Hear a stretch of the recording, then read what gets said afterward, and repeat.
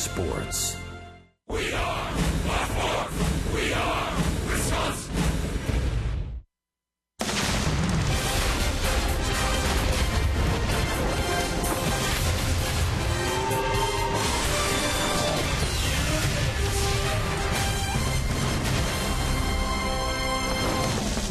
From Wrigley Field in Chicago, the road swing continues for the Milwaukee Brewers, concluding this stretch of games against Central Division rivals.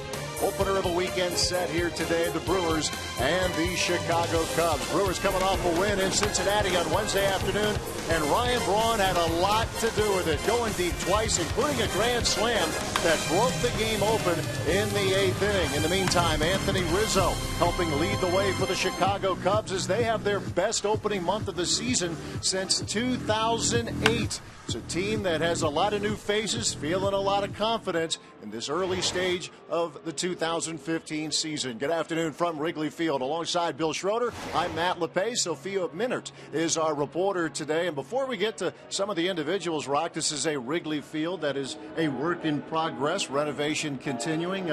You've been here a few times. What do you think? Kind of looks strange, doesn't it? I mean, fixing up the bleachers. They say the left field bleachers are going to be ready for their next homestand, so there aren't going to be anybody in the bleachers right now. Right field, you go around the right, that stuff's going to be ready around the All-Star break. You see the bleachers, and then they have a deck on the bleachers, and then around the right field line, there's going to be another scoreboard. So unfortunately for the fans on the rooftops, no more out there, so we'll see what happens, but it's going to be awfully strange. They say that's the best part of this ballpark, to watch a game out in the bleachers. Are going to be empty. Yep, empty for the time being.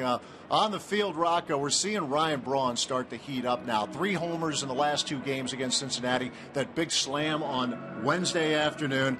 Been waiting for it, but it looks like he's starting to get into a groove now. Yeah, he's always said that he's felt good in batting practice, but being aggressive up there, he's finally starting to feel good. 3 home runs in that series against Cincinnati, including one against Cueto. He's taken that to the opposite field. You mentioned that grand slam that he hit to really separate the Brewers from Cincinnati on Wednesday, and not a better time for Ryan Braun to start heating up, because he's always been very good against the Chicago Cubs, and in particular, very good here at Wrigley Field. So the Brewers need Braun to get going. Ramirez out of the lineup today.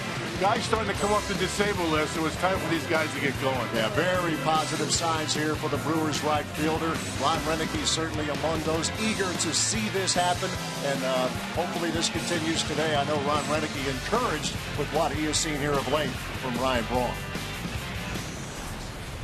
I think it's just finally transitioning from his BP to the games, because in batting practice, he's been driving balls as well as I've ever seen him, really since the beginning of the season. So I think it's just finally now. What's been frustrating him is, why hasn't it shown up before? Now it is. As for the opponent this weekend, the Chicago Cubs, new look team. Some of you are familiar, but for those of you seeing this outfit for the first time, from the manager on down, there are some new faces in the outgoing Joe Maddon trying to turn things around here on the north side. They talk all you want about some of the guys, the players that they brought in. John Lester signed a 6-year deal coming over from the Oakland A's, a big contract, and the youth movement here in Chicago is well on its way. But, you talk about guys that not only are young, but young and have been here for a while. Starlin Castro, Anthony Rizzo. It's a good combination of youth and experience, and that's the thing I think Joe Maddon's most excited about. Everybody talking about Chris Bryant, and he is off to a tremendous start. A guy that is very versatile, but he can flat out rake, a right-handed hitter who had a monster spring training down in Arizona. 9 home runs out of Chris Bryant. He's off to a great start at the plate, and he's very versatile defensively. He can play the infield, he can put him in the outfield, so wherever Joe Maddon feels as though he's going to be best suited in any particular game, he can put him anywhere. So a very good athlete, off to a great start. Nobody has come up through the organization with any more hype than this guy, and he's handled it pretty well. Yeah, he's been a big leaguer for 2 weeks. In a lot of ways, it seems a lot longer. We've heard a lot about him. Off to a great start. As for the Brewers, they're trying to get healthier, step by step. Hopefully, we'll see Carlos Gomez this weekend. Sophia Minert will have more on the Brewers center fielder as we get you ready for baseball this afternoon. The Brewers and the Cubs from Wrigley on Fox Sports Wisconsin.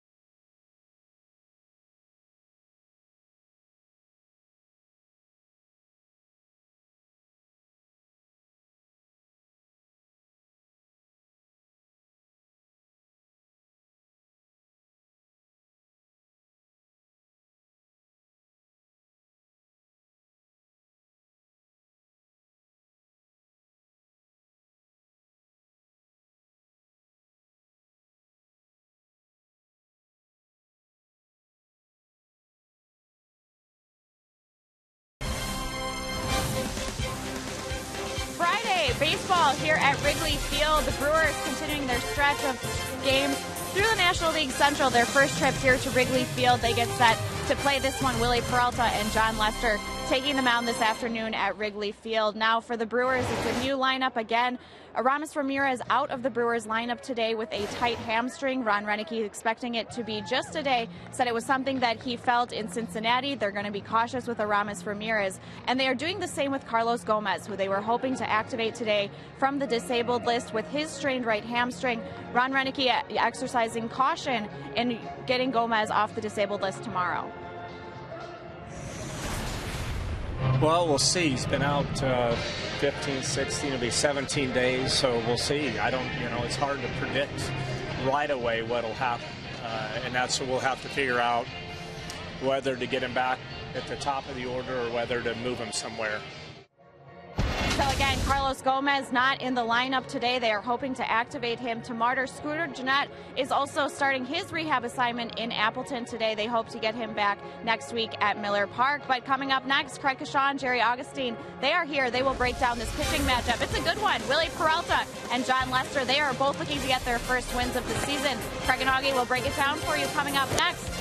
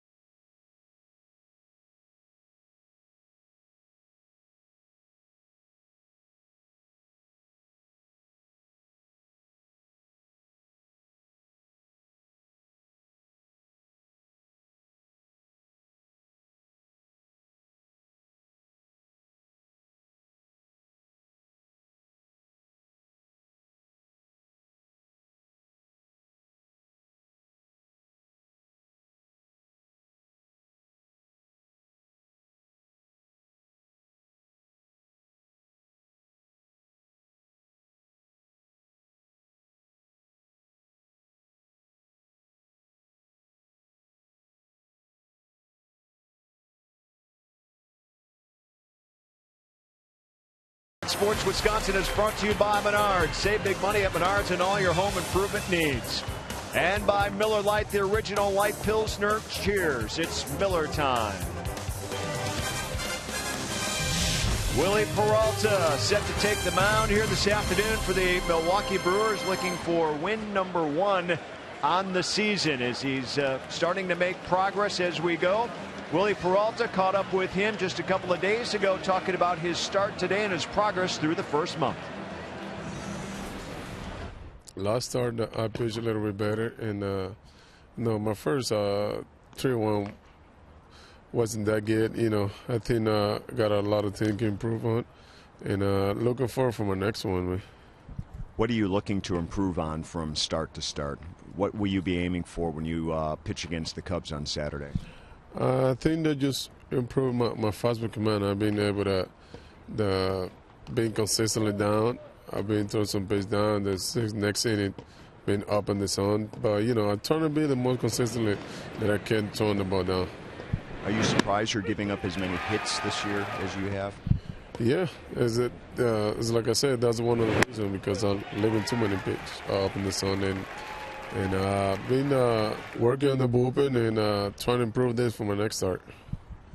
As a group, you guys as starters, is it hard not to put some extra pressure on yourselves at certain points of the game when you're not getting the run support you're used to having?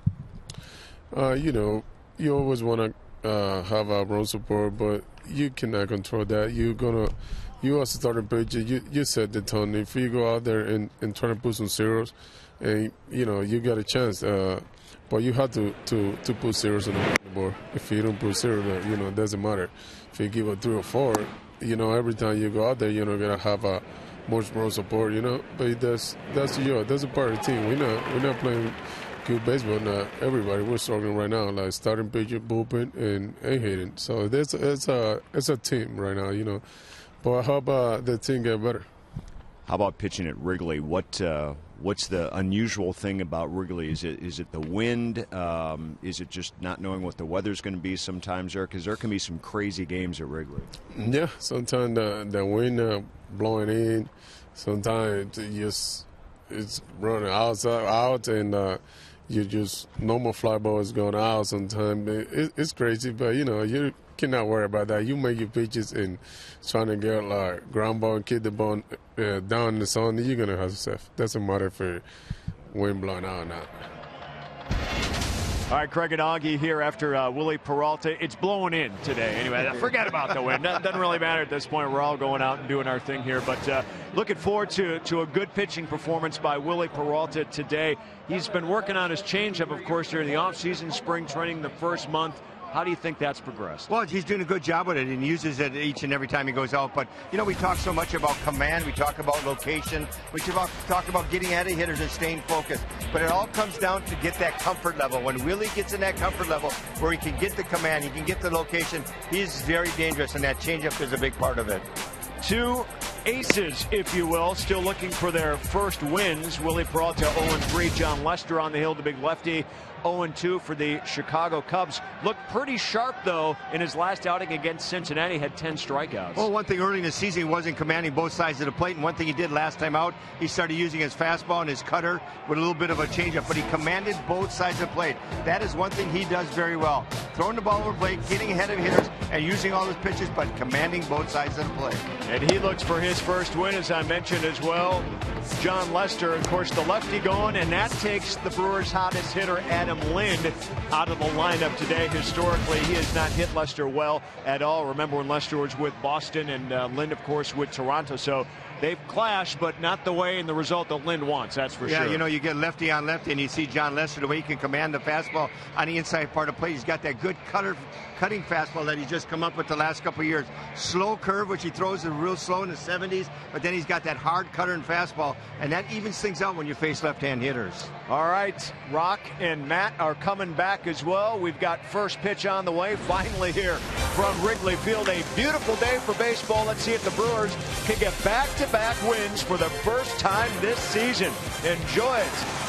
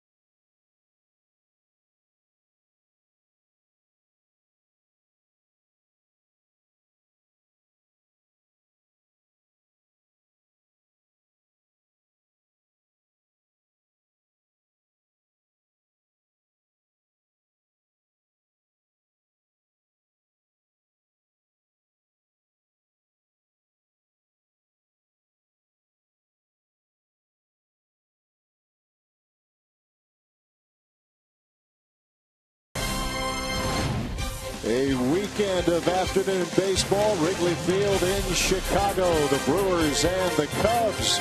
As the road trip continues, the Brewers trying to put together consecutive wins for what would be the first time this season. To do that, they'll have to get the better of this guy, John Lester, the veteran left-hander, in search of his first win here in 2015. Brewers baseball on Fox Sports Wisconsin, presented by Potawatomi Hotel and Casino. Book your stay now. Well, a bright, cool afternoon by the lake. There you see the temperature in the upper 50s, but lots of sunshine. Looks like we're going to have pretty good weather and even warmer weather as we move through the weekend. Ron Renneke bringing his team to town as this week-long road trip continues. They took the finale of the series in Cincinnati on Wednesday afternoon. The home run bats were brought to the ballpark, and hopefully more of the same this weekend. Here's the Brewers batting order presented by Potawatomi. Gene Segura, Hector Gomez, and Ryan Braun at the top. Chris Davis hitting cleanup today. Jason Rogers gets the call at first for Adam Lind. Martin Maldonado behind the plate. Gerardo Parra in center. Luis Jimenez in for Aramis Ramirez. A little tight hamstring keeping him out. Willie Peralta on the mound against the left-hander for the Chicago Cubs, John Lester. Yeah, just signed a 6-year contract with the Chicago Cubs. They got him from the Oakland A's. Lester 0-2 career against the Brewers. Both of those losses coming at Fenway Park. First 9 years in the American League, mostly with the Boston Red Sox. A former 19-game winner with the Red Sox. Sent to Oakland in a trade. Did what he could for an A's team that scuffled down the stretch. Qualified as a wild card. Lester actually started that wild card game, and the game of the Royals, obviously in dramatic fashion, were able to win that game and move on to the World Series. We are underway here in Chicago as Gene Segura takes a look at ball one. Segura looking for his first hit in a couple of games. Hitless in games 2 and 3 of the Cincinnati series.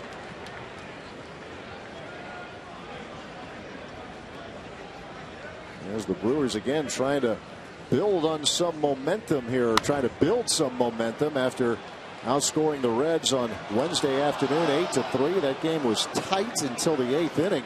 And the Brewers put 5 runs on the board, 4 courtesy of a Ryan Braun grand slam. Yeah, looking to win a game early in a series. Last time they did that was against the Cardinals in St. Louis. The 1-2 to Segura. This is hit in the air to center field. Dexter Fowler has it tracked, and there's the first out of the day. Yeah, wind blowing in today. It's the first thing you look at when you get out on the field. Which way is the wind blowing at Wrigley?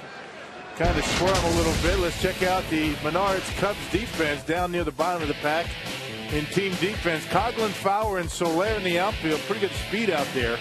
The young phenom Chris Bryant at third. Starlin Castro at short. Addison Russell at second base. Anthony Rizzo at first, and David Ross, who always catches John Lester behind home plate. Yeah, bringing their act here to Chicago now. Hector Gomez had a good day on Wednesday in Cincinnati. Reached 4 times at 3 singles in that ball game, and getting another start here at second. His 8th start of the season at second base. Scooter Gennett beginning a rehab assignment today with the Timber Rattlers. Also his 25th birthday, we understand, but Scooter with the stitches out. All signs are he is on schedule to come off the DL here next week. But he'll get a few at-bats, a little playing time with the Timber Rattlers for the next few ball games. And Hector Gomez, Ron Renneke likes him in that lineup. He likes his aggressiveness at the plate, and he is a very good defender no matter where you put him. Fastball from Lester is in there. 2 balls, 2 strikes.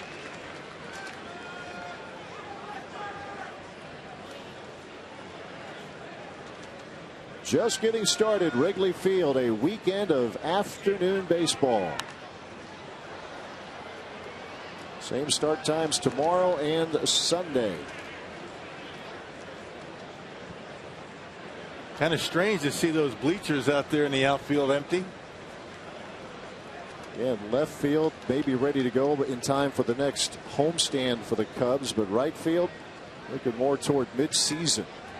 Strike 3 called. Gomez, first strikeout victim of the day. Lester in his last outing did strike out 10. He's looking for his first win. But he walked 1 and struck out 10 in his last outing against the Reds. Yeah, 6 innings and a no decision. Lester off to a slow start his first 2 starts, but able to command the inside corner. He likes to work both sides of the plate and is able to catch the corner on both sides. Here's Ryan Braun. With the wind blowing in, it may be tough to leave the yard today, but he is getting that home run groove. 3 homers in the last 2 games, had 2 of them on Wednesday. Mentioned the slam in the 8th inning, had a solo blast as well. And that was in inning number 5 at Great American Ballpark. Liner over to third, and that is Castro ending the inning. 1, 2, 3 go the Brewers here in the first. Underway in Chicago.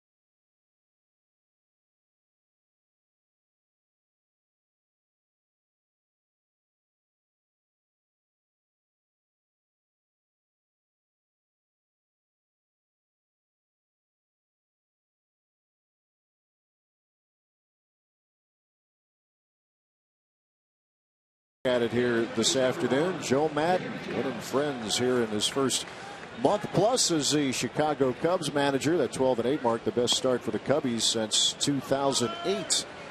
Let's take a look at the Cubs batting order presented by Potawatomi. Dexter Fowler, Jorge Soler, Anthony Rizzo at the top, Chris Bryant, the highly regarded prospect, Starlin Castro, Chris Coughlin in the middle, David Ross behind the plate. You'll notice the pitcher hits 8th in Madden's lineup. And Addison Russell, the second baseman, rounds out the Cubs batting order. And on the mound for the Brewers, Willie Peralta. Yeah, Willie's still looking for win number 1 in his 5th appearance here today. Earned run average over 5. Pretty good against the Cardinals his last time out. Suffered a 5-3 loss. He went 6 innings. Gave up 2 runs. Lack of run support did him in, but making start number 10 against the Cubs. He's 3-5 in his career. Fowler, Soler, and Rizzo here in the bottom of the first. Dexter Fowler came over in the offseason in a trade with the Houston Astros. A deal that involved Luis Valbuena, Dan Straley. 6 years prior to that, Fowler was a Rocky. His average on the edge of 300 through the first month of the season. Yeah, don't want to walk this guy. He likes to steal. The Cubs have been running this year.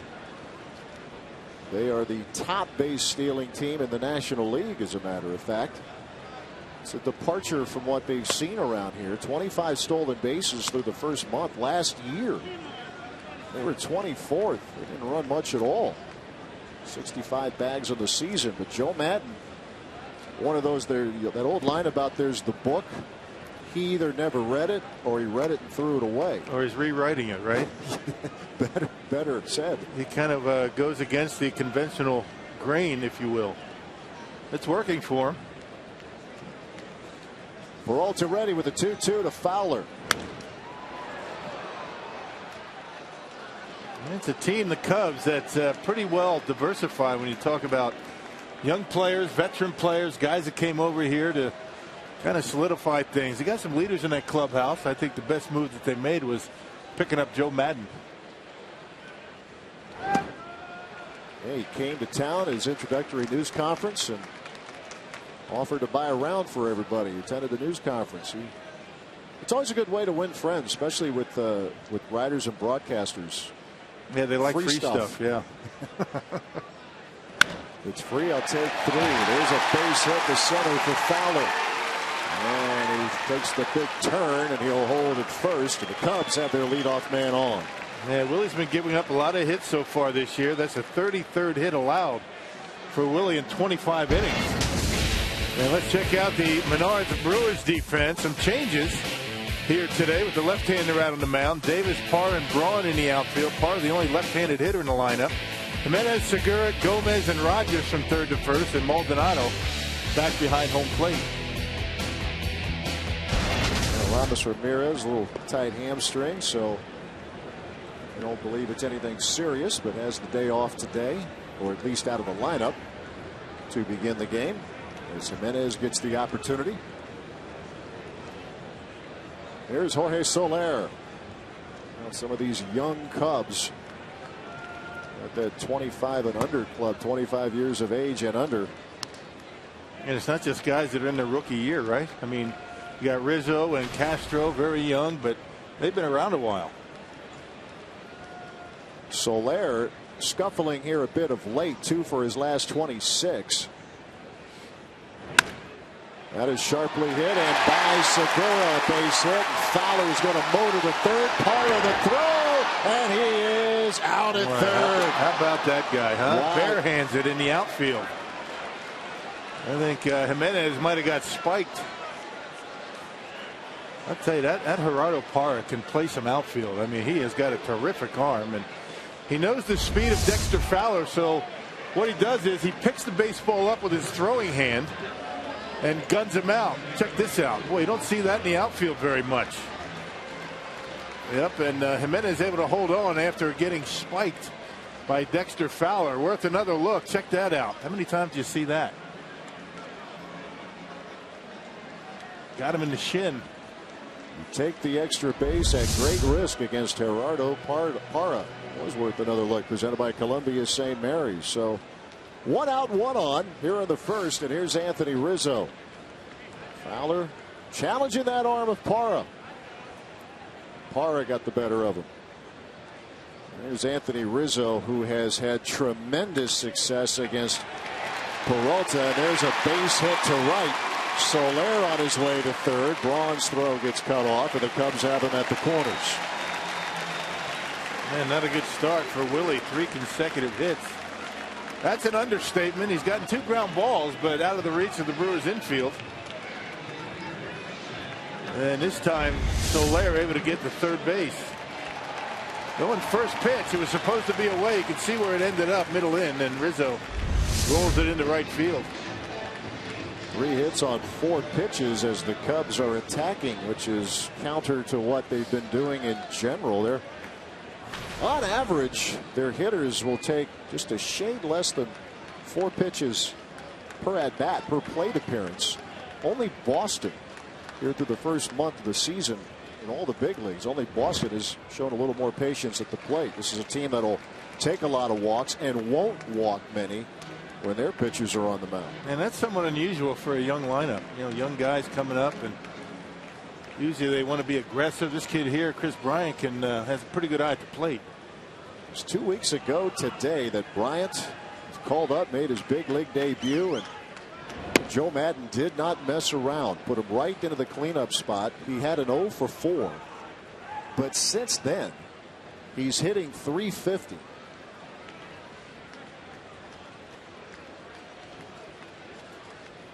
Last year in the minors, his combo at AA and AAA, he homered 43 times. And homered 3 times in his brief stay AAA before being called up. There's all the speculation about him, and they called him up, and that when they did with the service time rules, the Cubs have control for an additional year. It turned out to be no harm done because the Cubs have been hanging in there in this first month of the season. Bryant to swing and a miss. There's a good fastball by Peralta, 94. A little movement on it. Some tail coming in at Bryant. I haven't seen that big slider yet from Willie. He had a good one against the Cardinals his last time out. 2 balls, 2 strikes to Chris Bryant. Cubs with a first inning threat. And Maldonado needs to block as Bryant holds up. He has taken 10 walks so far, has Chris Bryant. So it's part of that patience that we talked about that the Cubs hitters have had through the first month of the season. And you figure they're going to pitch to him. I mean, the league, you got Castro behind him in the lineup, and Castro, pretty good hitter. But you're a little more too aggressive with this guy at the plate. He will take you out of the ballpark. It's the one thing that Bryant has yet to do in the big leagues, but his reputation very much that of someone who can take you deep. Peralta ready with the payoff. And Rizzo on the move. That is strike 3. Swing and throw down to second, and that's a strike him out, throw him out way to win the first inning. We talked about when you run on Parra, you take a chance. Likewise, Maldonado. So Bryant strikes out, and Anthony Rizzo cut down on the steal attempt on a perfect peg from Maldonado.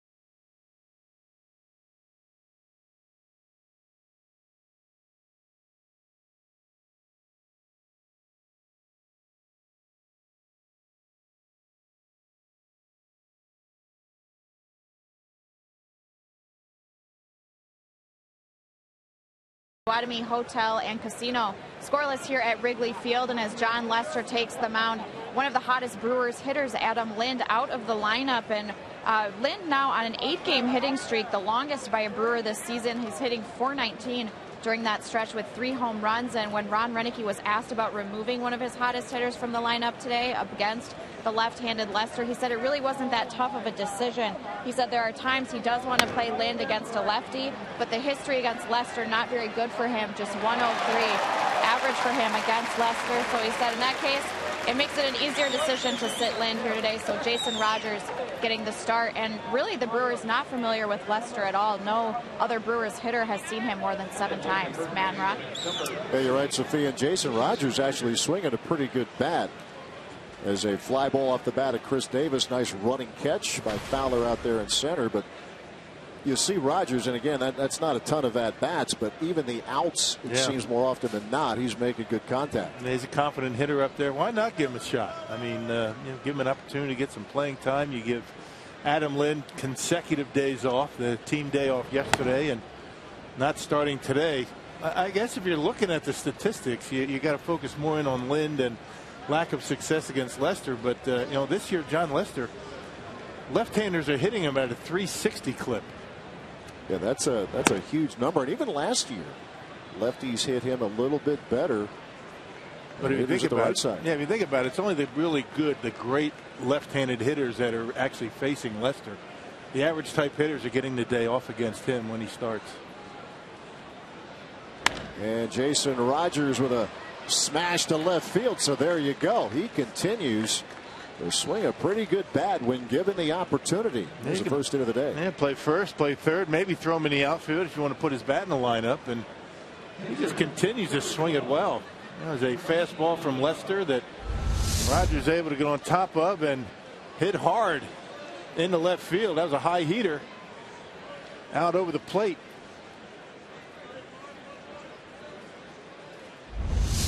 Good looking cut, Jason Rogers, and here's Martin Maldonado. Well, the Brewers with their first hit here of the day. Cubs had 3 hits in the first inning, their first 3 hitters. A couple of outs on the bases. Helping out Willie Peralta, and it was Maldonado who threw out Rizzo trying to steal. Turned into a strike him out, throw him out double play to win the bottom half of the first.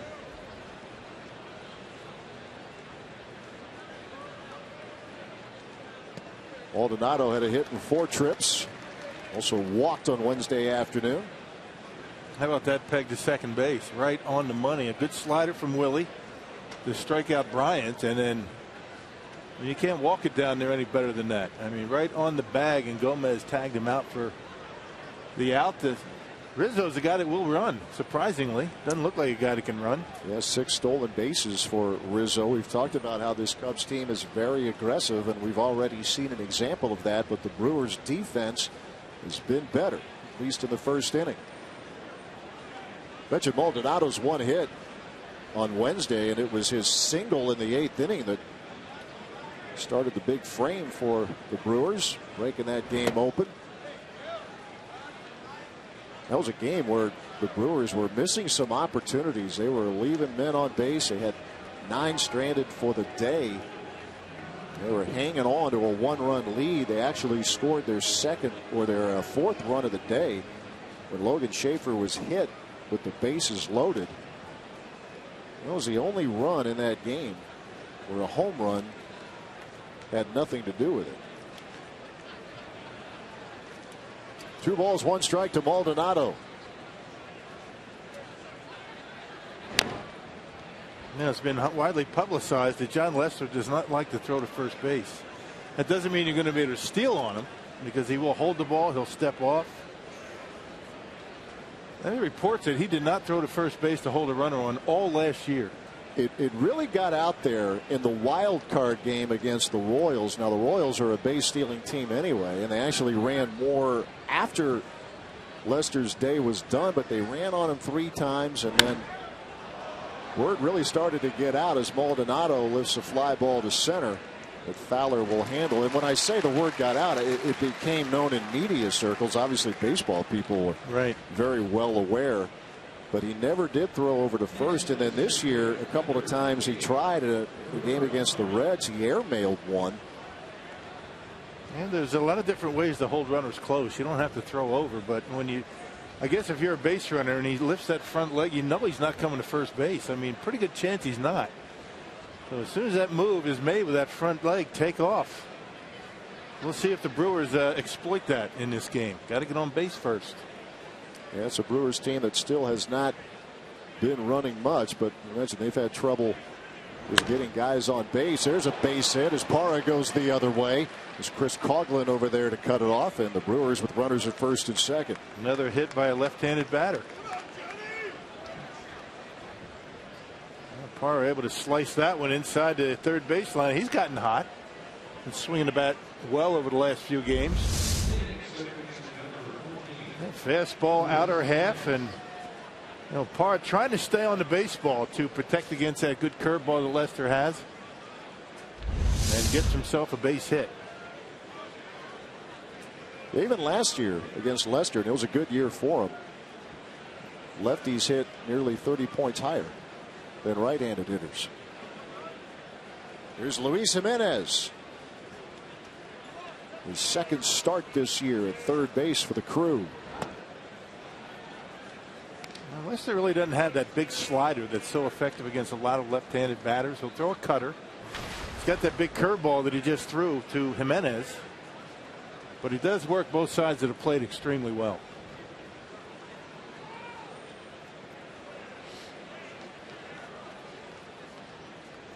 It's the 1-0. Back to the fastball. Well, 2 balls, no strikes to Jimenez. And he's got his personal catcher from Boston, David Ross. Yeah, Ross, another one of those players that veteran presence bring to the party. Very respected in his career.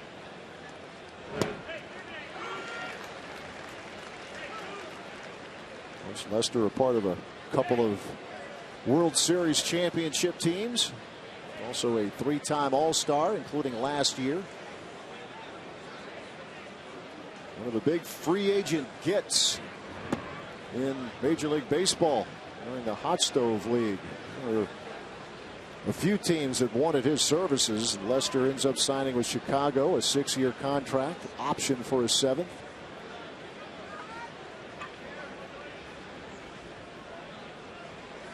"31 years old. And Luis Jimenez works him for a walk, so the Brewers have the bases loaded. Yeah, knew that Willie was on deck and didn't want to give him anything down the middle. They were trying to work him inside. Joe Madden didn't like it.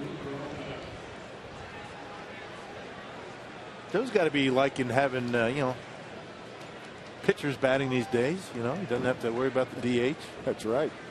He has his pitcher batting 8th. He's done it all season long. His first year in the National League.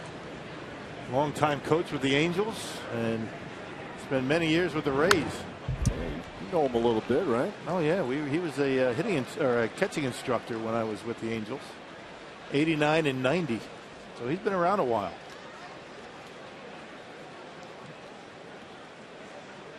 Last year, Peralta had 3 hits, drove in 3.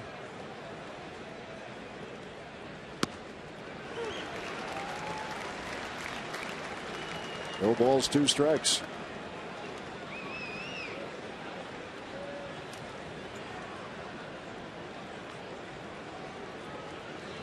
For the first time in the order now, Lester has gotten first pitch strikes on 3 hitters. 3 of the first 9. They're getting a little behind, and Brewers have this threat going in the 2nd inning, but the pitcher at the plate and a count of 1-2.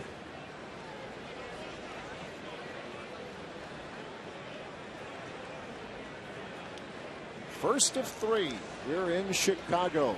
Cubs make the return trip to Miller Park next weekend. After this series, the Brewers start a 10-game homestand.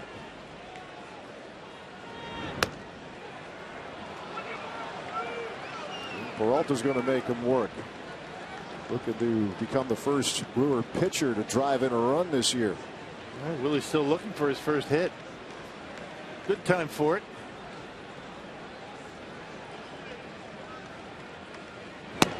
Struck him out swinging. Tough assignment for Peralta. Brewers leave him loaded in the 2nd. Still scoreless at Wrigley.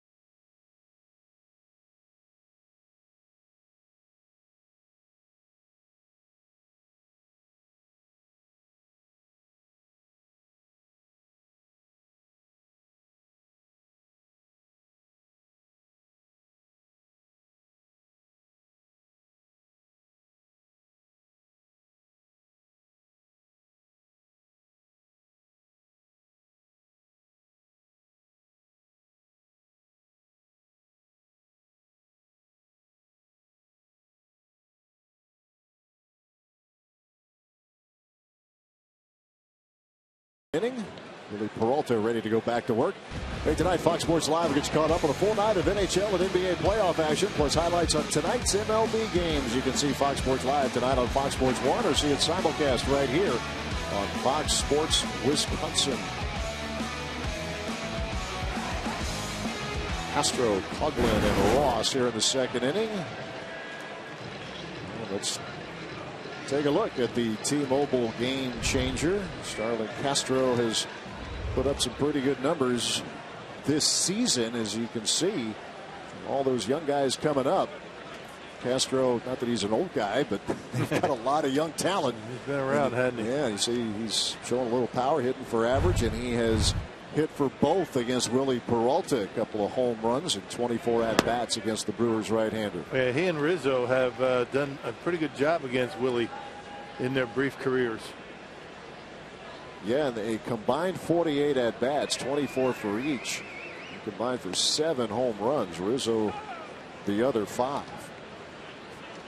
Cubs in the first inning had their first 3 hitters reach on singles. Dexter Fowler cut down trying to go first to third. Gerardo Parra got him. And then Anthony Rizzo with runners at the corners. Rizzo at first was on the move. Chris Bryant struck out. Maldonado cut him down. 2 balls, 1 strike to Castro. The roller over to first, and that's Jason Rogers gobbling it up. First out of the inning. Well, you mentioned that slider for Willie Peralta. It was a good pitch for him against the Cardinals. Kind of a tough luck start for him. Did a pretty good job. He's given up a lot of hits, but you know, for the most part, Willie's been able to get himself out of some jams. And a lot of it is because of that good slider. I mean, he's really, last couple of starts, it's been good, and was able to get that strike him out, throw him out on the slider to Chris Bryant. They face Chris Coughlin. 2 against the Brewers, hitting better than 300. Well, you just figure Peralta is going to start to get into the rhythm that everybody saw a year ago. 25 years old. It's worth a reminder that he is not the salty veteran. He's still age 25. And someone, as his career progresses, you figure he could be that top of the rotation kind of starter. There's a bouncing ball to second. Hector Gomez, 2 outs. They have been very consistent and durable. Reliable is the word, I guess. And last couple of years has not missed a start. Staying healthy, and he's really been able to maintain his velocity throughout. Not just throughout the game, each game, but throughout the season. 95, 96. He can get it up there at about 98 when he needs to. 2 up, 2 down here for the Cubs in the second inning. And the veteran David Ross. Ross and Miguel Montero, one of the primary catchers here for this Cubs team. Montero coming over in the offseason after nearly a decade with the Arizona Diamondbacks. There's Ross, a part of that Red Sox World Series title team 2 years ago.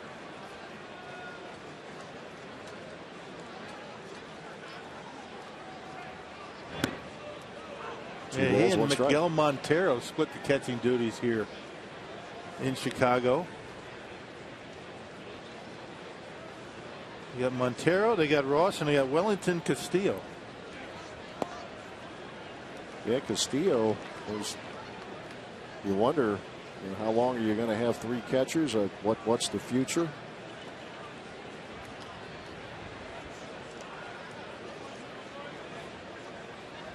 Ross working as a catcher when Lester is on the mound, and a full count to David Ross.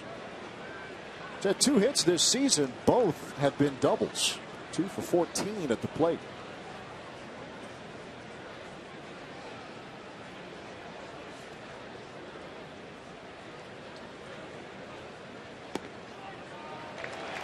And Ross is on with a walk. Hey, today's time of the game winner is Hoag's Bar in Oshkosh. If they call the Brewers in the next 24 hours, they get 40 Miller Lite beer pen tickets to a Brewers 2015 home game. This offer courtesy of the Tavern Lake, Wisconsin, and Miller Lite.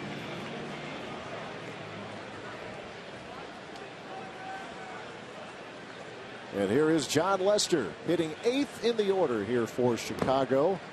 The manager's preference. There are those who tell you there really isn't a lot of difference in the course of a season when you move the pitcher up to from 9th to 8th in the batting order, but it's something that Joe Maddon wants to do. Maybe turn the lineup over, so to speak, create some more run scoring opportunities, RBI opportunities at the top of your batting order. Kind of a toss up, right? Yeah. Whether it makes a difference or not, but he likes it.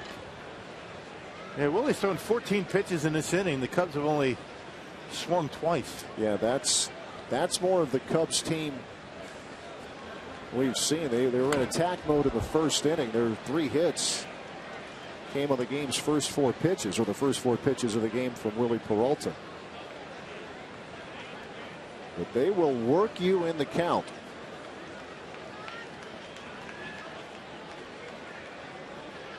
Lester 0 for his career at the plate. I was going to say that, but I wanted to wait till after this at bat. Yeah, you know what? I think I've had a knack. I don't even know if I want to go back and keep score. I was going to wait. Say something like that. I don't believe in jinxes, but well, at least I didn't, and I'm starting to change my attitude here. If Lester gets a hit, then that might be it. There you go. Like I said, I don't believe in jinxes. We're only bystanders. We're fans like everybody else. Nothing to do with it. Thank you, Willie Peralta.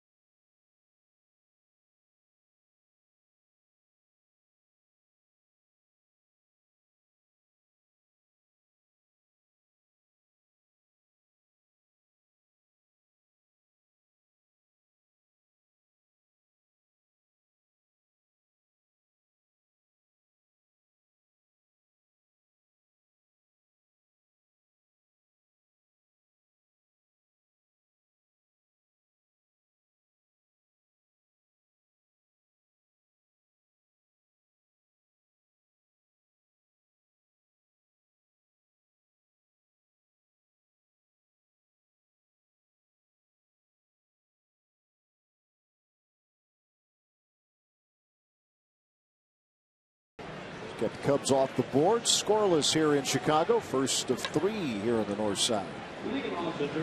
Brewers will at the top of the order against John Lester, Segura, Hector Gomez, and Ryan Braun. Brewers baseball, Fox Sports Wisconsin, presented by Potawatomi Hotel and Casino.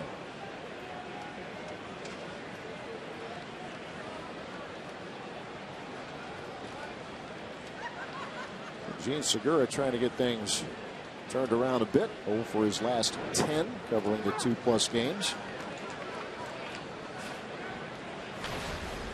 Had a good first month of April, though, at the plate. Certainly much more good than bad. Came in hitting .279, and that one got him, and he is feeling it. Yep, the cutter right on the foot, 89 miles an hour, and you know, those things hurt. I mean, you have your feet planted firmly into the ground, and when the baseball hits, there's really no give down there. And Brewers already have one player on the DL with a broken foot, broken toe. Yeah, he just wasn't able to get that back foot out of the way in time. Yeah, right on the end of the toe, just like where Lucroy got hit. Whereas Lucroy's was more of a direct hit. Yes. Kind of skipped off the top. Still hurts. And Segura's going to stay in there. Yeah, Lucroy took that foul tip a week ago Monday. We have been saying it's going to be a while before he's back, but hopefully we can see Carlos Gomez this weekend and Scooter Gennett soon, as Gennett begins a rehab assignment with the Wisconsin Timber Rattlers. Here's Hector Gomez showing bunt. Snap throw over to first, and just getting back is Segura. David Ross trying to cut down Segura, and Gene just did get back. Trying to exploit that bad toe. Segura thinking that the Cubs are going to be thinking he's not going to run. Didn't get a very good jump and able to just get back to first base. Playing the old Earl Campbell, hopping around and taking off on first pitch, right? That's right. That hard tackle. Slowly back to the huddle, and there goes Segura on the run as Gomez lays one down, and that's very well executed. So out number one, Segura the runner at second. I'm not exactly sure that was by design. Yeah, no, I look more of a straight. When I said well executed, the bunt was a straight steal, right? Right. I mean, I don't think it was a bunt and run. Brewers already got caught on that earlier this year. Segura with a good jump this time. I think Gomez was bunting for a base hit. Just didn't hit it hard enough. Yeah, if that's a bunt and run, you're going to look in. Make sure where the baseball's on the ground. Segura's diving in head first. So one out, a runner in scoring position. Ryan Braun, the hitter. A ground ball to Castro in the first inning. Yeah, Braun's with pretty good numbers against John Lester. The tune of 358 coming into this game. Those are his numbers at Wrigley against Lester. He was 3 for 8. Bronny he's liked playing the Cubs in general. He's gone deep 7 times in his career in this ballpark. With some dramatic home runs against the Cubs at Miller Park.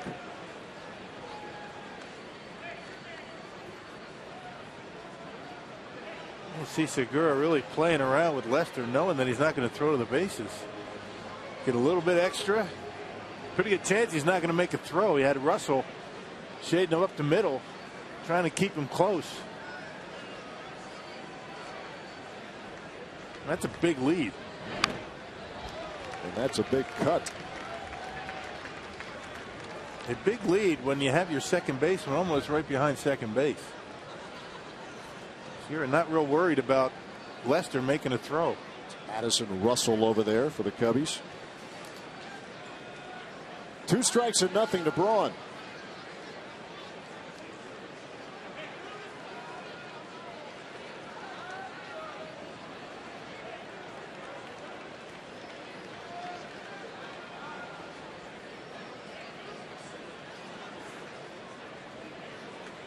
John Lester, originally drafted back in 2002, second round by the Red Sox.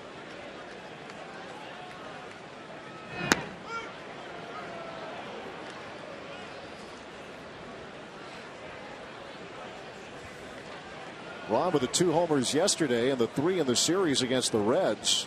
Gives him 4 on the year, all against the Reds. 1 at Miller Park and then 3 this week in Cincinnati.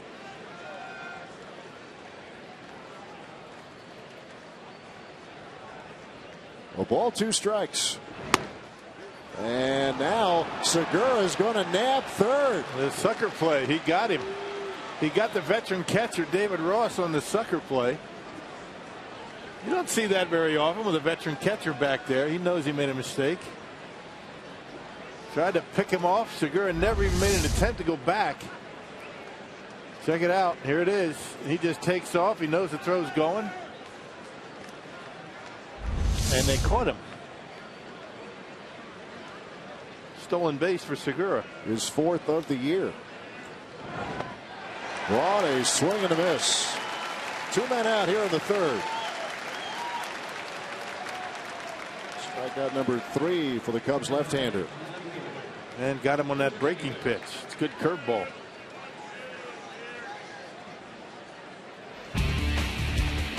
Chris Davis steps to the plate. Stick to the Powerball home run count. First of the year yesterday for Chris Davis. Actually, that would be Wednesday. We were off yesterday. No game yesterday, here at Wrigley. Wednesday afternoon.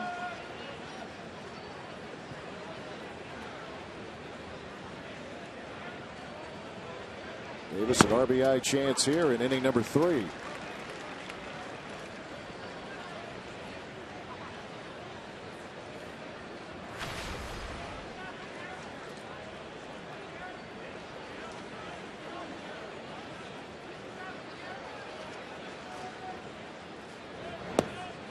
The off day yesterday, the Brewers will be playing straight through until their next break on the 14th of this month. After this series, a 10-game homestand. Yeah, before the team goes to New York to take on the Mets on a long road trip. 1 ball, 1 strike to Davis. Fastball upstairs. Yeah, the first 2 road trips, 2 city jaunts here for the Brewers, but the next one after the homestand with the Dodgers, the Cubs, and the White Sox. They'll play the Mets, the Tigers, and then 4 with the Atlanta Braves.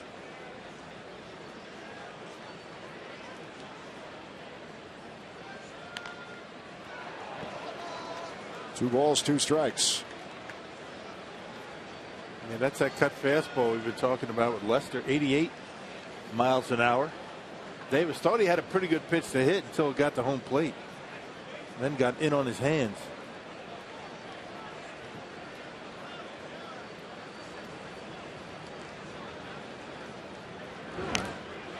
Davis stays alive. Well, Lester, one of those pitchers who you can run out there 32, 33 times a year. He's going to give you 200 innings with regularity every year. As a matter of fact, since 2008, the one exception was an all-star year, 2011. He still worked 191 2/3. Just count on him. 2-2 pitch to right field, and this will be caught up against the bricks. Anthony Rizzo right over there had just enough room. Davis pops out. And that does it for the Brewers in the 3rd. Still scoreless in Chicago.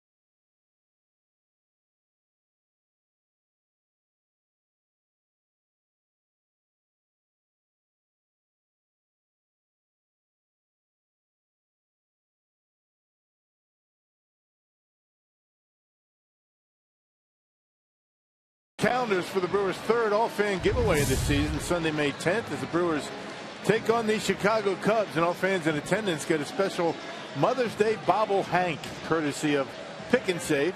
Visit Brewers.com to reserve your spot today. Brewers and Cubs be seeing a lot of each other here in this next week. First meeting of the season. Usually they'll meet in the month of April, but we wait until we turn the calendar first time around. Cubs actually got the better of the series against Milwaukee a year ago. Addison Russell leading things off. 9th spot in the order. Russell also very highly touted. He's been able to slip in somewhat under the radar because of all the hype surrounding Chris Bryant, but Russell was a first-round pick of the A's 3 years ago. It's a natural shortstop. But his opportunity in the big leagues begins at second base. His final 5 games in AAA, they said, we'll move you over to second. Not sure if it's easier to go from second to short or short to second. Pretty challenging, both of them. Especially for a guy used to playing shortstop. You're turning that double play with your back to the runner. Russell, part of that trade last July that involved Jason Hamill and Jeff Smarja. Turns out Hamill comes back to the Cubs. Smarja, of course, with his deal with the White Sox. But Russell, another in that line of highly touted prospects, and Joe Madden with Russell up here at the big club, gets him in the lineup, and there's a drive. Hit back in the left center field, and the Cubs are on the door. The first for Addison Russell.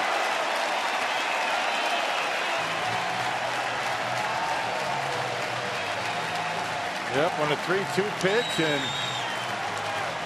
I centered on that one. And the wind has shifted a little bit. It's blowing from foul pole, right field foul pole to left. Might have helped it a little bit. But got it up in the air and just kept carrying out of here. 4th home run allowed by Willie Peralta. Fastball out over the plate. Good extension by Russell, and he barreled it up.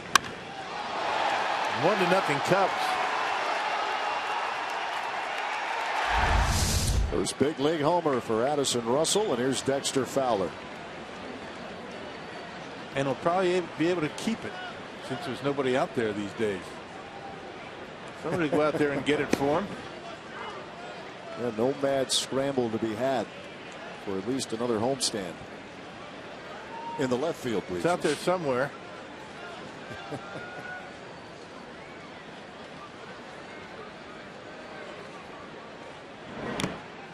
Dexter Fowler down a ball, 2 strikes. He singled in the first.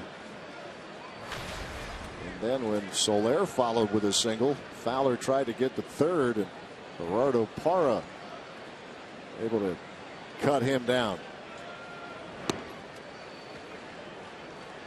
Mid-90s heat. Count evens 2-2.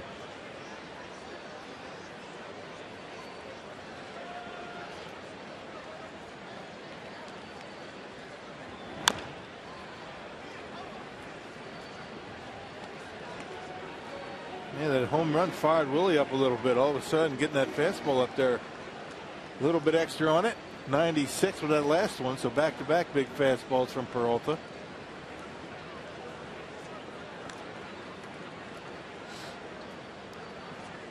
Fowler last year, as well as 2012, among the top 10 on base percentage.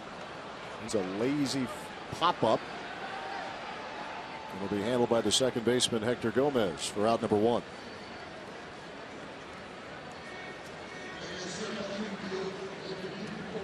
So Peralta gives up a home run to Addison Russell in the 3rd. It opens up the scoring this afternoon. Seen a lot of home runs this week. Fortunately, the Brewers are hitting more.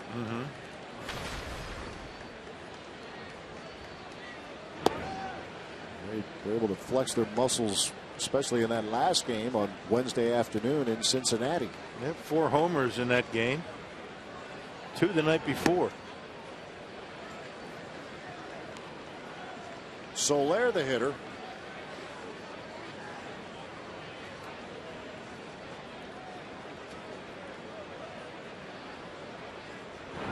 Mentioned he had been in a tailspin coming into the game. Singled in the first inning. 82 at bats. He has fanned 33 times. Get that slider down and away. He has a tendency to swing at it. Got off to a great start when he first got called up last year with the Cubs. Yeah, played in 24 games and went deep 5 times. Long contract. Organization originally signed in June of 2012. Pretty much takes up that whole batter's box, doesn't he? Does. You know, back foot on the back line, then he spreads out. Covers a lot of ground in that batter's box. Big kid. 3 balls, 2 strikes. Yet another full count. 5th hitter. He has run at 3-2. Little chopper. This is a tough chance. Jimenez and unable to make the bare hand pick. That'll be an infield single. Yeah, that was the only chance he had. He was playing way behind the bag. Soler beats it right in front of home plate. The only chance Jimenez had was to pick it on that bare hand and get it off to first base. See how far back behind the bag he is and not able to hold on to it.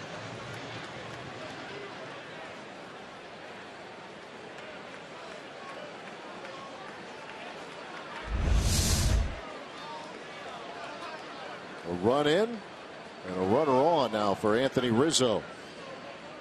He singled to right in the first inning. He is now 12 for 25 against Willie Peralta in his young career.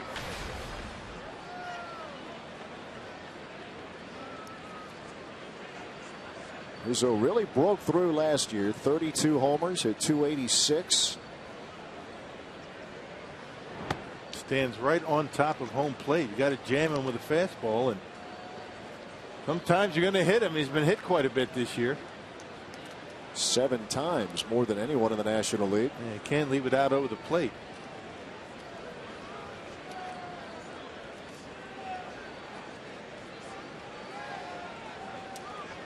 Here's the 1-1. Soler bluffs as though he's going to go. And Rizzo jackknifes, trying to sell it. Doesn't like it on that inside corner. Although we've seen him on pitches that are in, able to pull his hands in and hit some bullets down the right field line.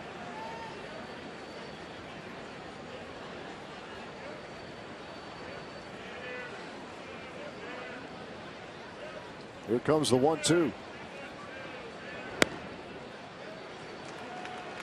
Fastball is inside.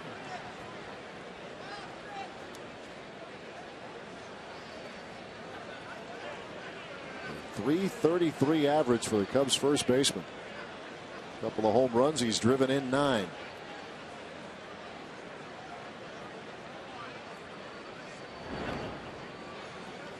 Peralta well aware the Cubs will run.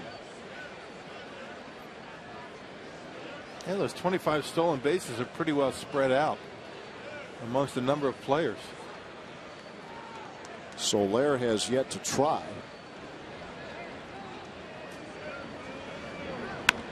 But 6 leads the way coming into the game. Fowler and Rizzo. It's a little contrast to the 13 steals that the Reds' Billy Hamilton has. But as a team, the Cubs have stolen more bases than anyone.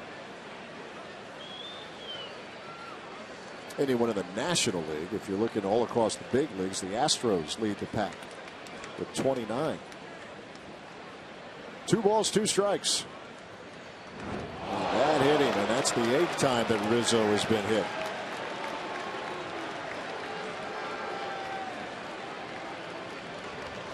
Well, again, he stands right on top of home plate, and if you're going to miss with that guy with the big home run power, you miss inside, and every now and again he's going to get hit.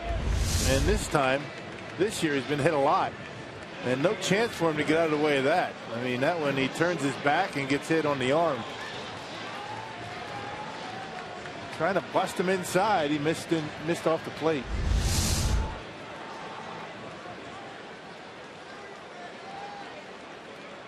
And there you see Rizzo well ahead of the field in that category.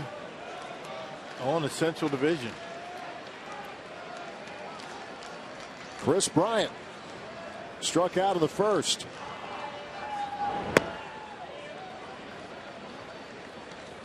I've seen a fair amount of hit batsmen across baseball, but Rock, I think you've touched on it. You have a lot of hitters kind of dive in there and get out over the plate. Pitchers want to establish inside. It's been that way forever. Well, you pitch good hitters inside, and if you're going to miss, you miss in off the plate. That's the rule of thumb. And if they're diving, protecting the outside corner, you're going to get a lot of hit batters. Maldonado, a throw down to second, and Soler able to get back. Maldonado showing off that arm. He was able to throw out Rizzo in the first. Got to love Martin Maldonado, the way he likes to show off that arm. Why not? I mean, he's got one of the best arms in baseball. Look how quick he is to get rid of it. And Soler able to get back. The way he gets himself in position before the baseball's even in his catcher's mitt. Quick feet. Talked to Martin about that last year. He says, you know what he does? He jumps rope on the beach in Puerto Rico. Get those feet going. Yeah. You ever jump rope on a beach? On a beach? No. I don't remember the last time I jumped rope. I tried that now, I'd be tripping, falling right in my face. Yeah, right. That would look good. Matt LePay jumping rope on the beach. That's something that no one needs to see. Watch the quick feet. Baseball's not even in his glove, and he's already in position. And straight over the top. Baseball stays straight as a string all the way to second base. Yeah, that throw gets there right now. 2-2 pitch coming to Bryant. And yet another full count. This will be the 6th time Peralta has run the count full. Yeah, pitch count starting to get in the danger zone for Willie in 3 innings.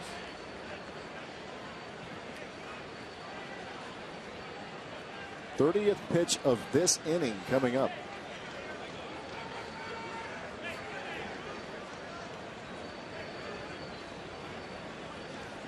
Soler at second, Rizzo the runner at first.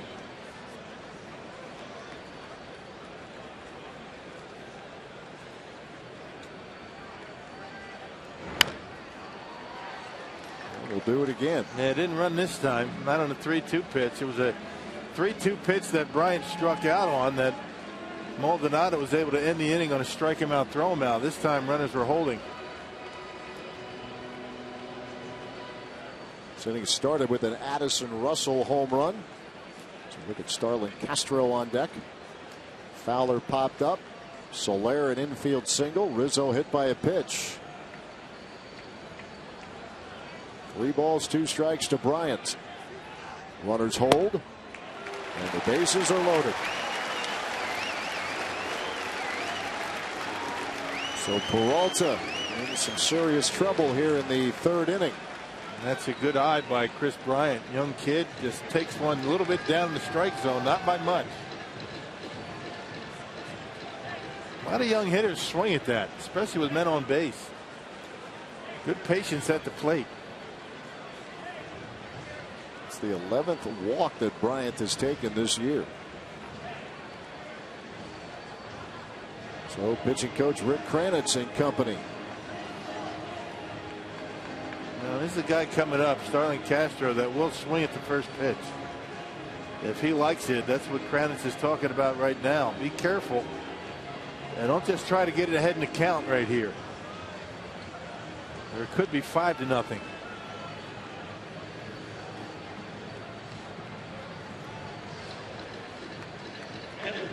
Castro last year homered 14 times.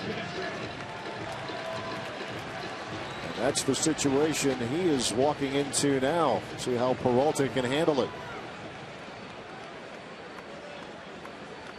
Castro bounced to first in the 2nd inning.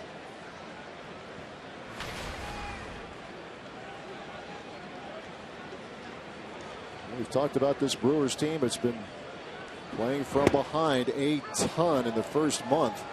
Down here early, the Cubs trying to get a big inning out of it. See if Peralta can prevent that. Yeah, that was a good pitch that he just threw to Castro right on the corner.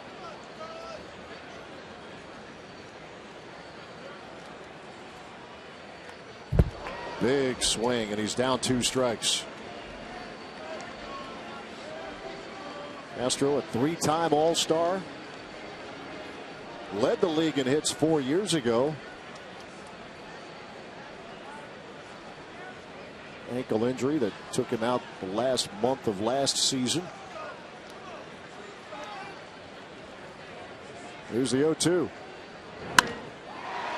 Could be 2. There's 1 to Segura, and there's 2 to Rogers. 4-6-3 double play as the Brewers get out of further trouble. Cubs, though, first on the board.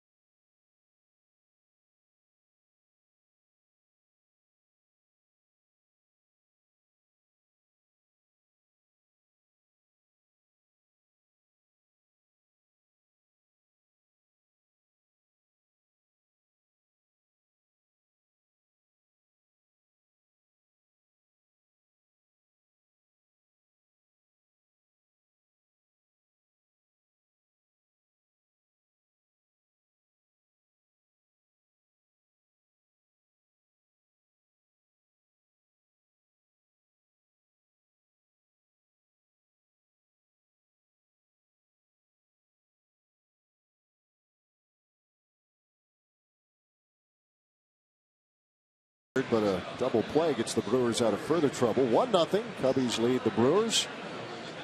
Rogers, Maldonado, and Parra here in inning number 4 for the Crew. Boy, to get out of that mess with 1 run scoring, you got to feel pretty good, huh? Absolutely. Castro at the plate, 0-2 count, and that power sinker got him the double play ball. Good job by Willie. Little 4-6-3 work, and no more damage inflicted. Just an Addison Russell home run. Jason Rogers singled to left. He started first base today, and he is now 6 for 14 since being called up.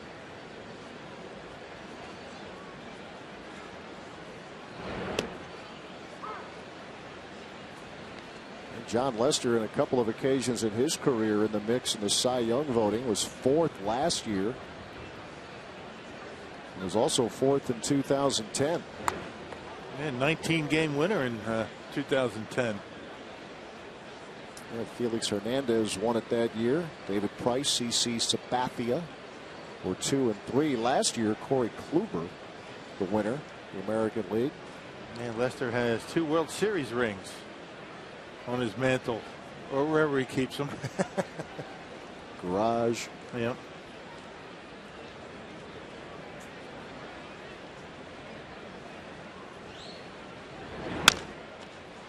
Rogers with a ground ball to short. It's Castro, and that's out number 1.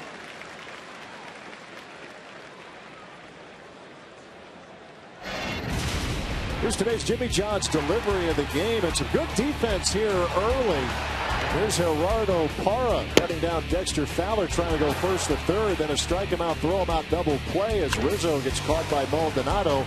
In the last inning, Cubs had him loaded. A run already in, but a 4-6-3 double play off the bat of Starlin Castro. So defense helped with the cause here for the Brewers, keeping this game tight here in the 4th inning. Yeah, and that's what Willie does when he's going well. Gets that fastball to sink and gets a lot of ground ball outs. And he needs to start doing that more consistently.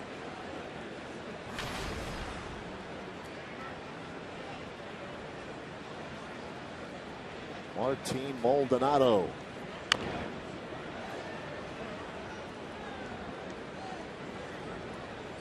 Well, in this start number 5 for Lester, this is the first time that he has been unscored upon through the first 3 innings.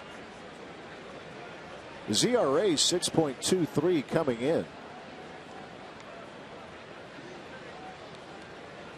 His first 2 starts of the year were not very good, but last time out, very good.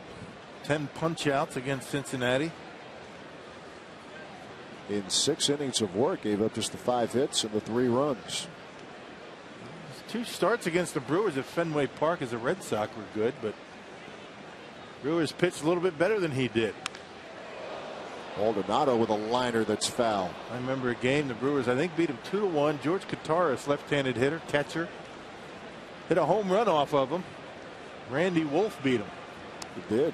John Axford got the save. That was 4 years ago. So I remember that correctly? You got a steel trap there, Rock. But I catch myself with Badger stuff. I have to, let me double check that. Yeah, okay. I'm in the ballpark, maybe. Certain things stick into your mind. I remember we were talking about the fact that, you got Randy Wolf on the mound. You have Kataris always catches him, but I mean, do you really have to stick to it that closely when you have Lester on the mound? We're thinking, what chance does Kataris have? Hey, it's a homer and wins a game. Go figure. Yeah. The logic of baseball. Well, last year when they beat him, it was part of that Brewer road trip. Took him to Boston and Philadelphia, and the crew swept each of those series. So you look at Gerardo Parra on deck, and yeah, you're right. Lester pitched well on that day. Gallardo and crew a little bit better. Lester went 7 1/3. 0-2 and a 293 against the Brewers in 2 starts. Yeah, how about that?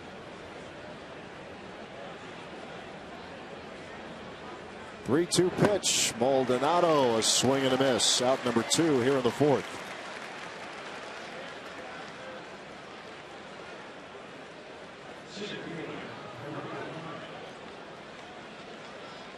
With 2 men out, Lester will work against Gerardo Parra. There was a lot of fastballs, does Lester, but look where he puts it right here. It's exactly where Ross wanted it. It was out of the strike zone.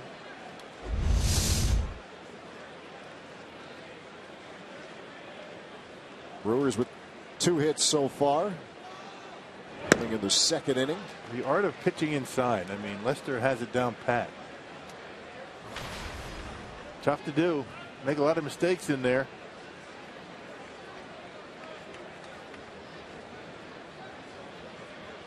One strike pitch. Parra laying one down. This is a tough play. Ross quickly, and the throw to first wide of the mark, and Parra reaches on a bunt single. Boy, how about the backspin on that baby right there? He just deadened that baseball. No chance for David Ross. So Parra now 2 for 2. So the only left-handed bat in the lineup for Ron Renicky. 2 hits. Not bad. Look at that beautiful bunt. Look at the backspin on it.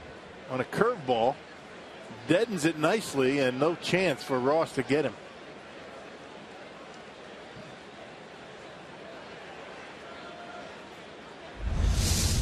So hit number 3 for the crew, and hit number 2 for Gerardo Parra. Here's Luis Jimenez. Drew a walk in the 2nd inning. They were being careful with him with Peralta on deck, and Peralta ended the 2nd inning by striking out. There's a ground ball to Castro. On to Russell, and that's it for the Brewers here in the 4th. No runs, 1 hit. Still 1-0 Cubs.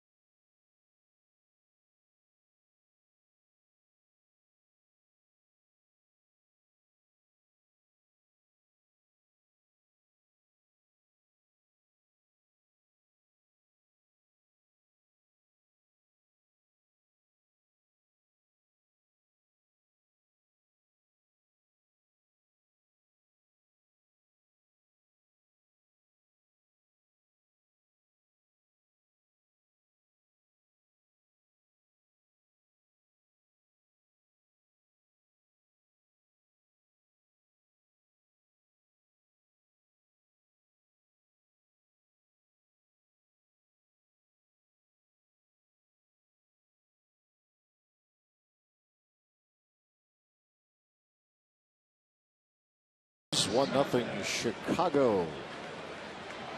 And now for our Carsuit.com trivia question. When were the bleachers and center field scoreboard originally constructed? Not renovated, originally constructed. The bleachers and center field scoreboard. And a famous board out there in center. Good question. Yeah, it is. This place has been around a while.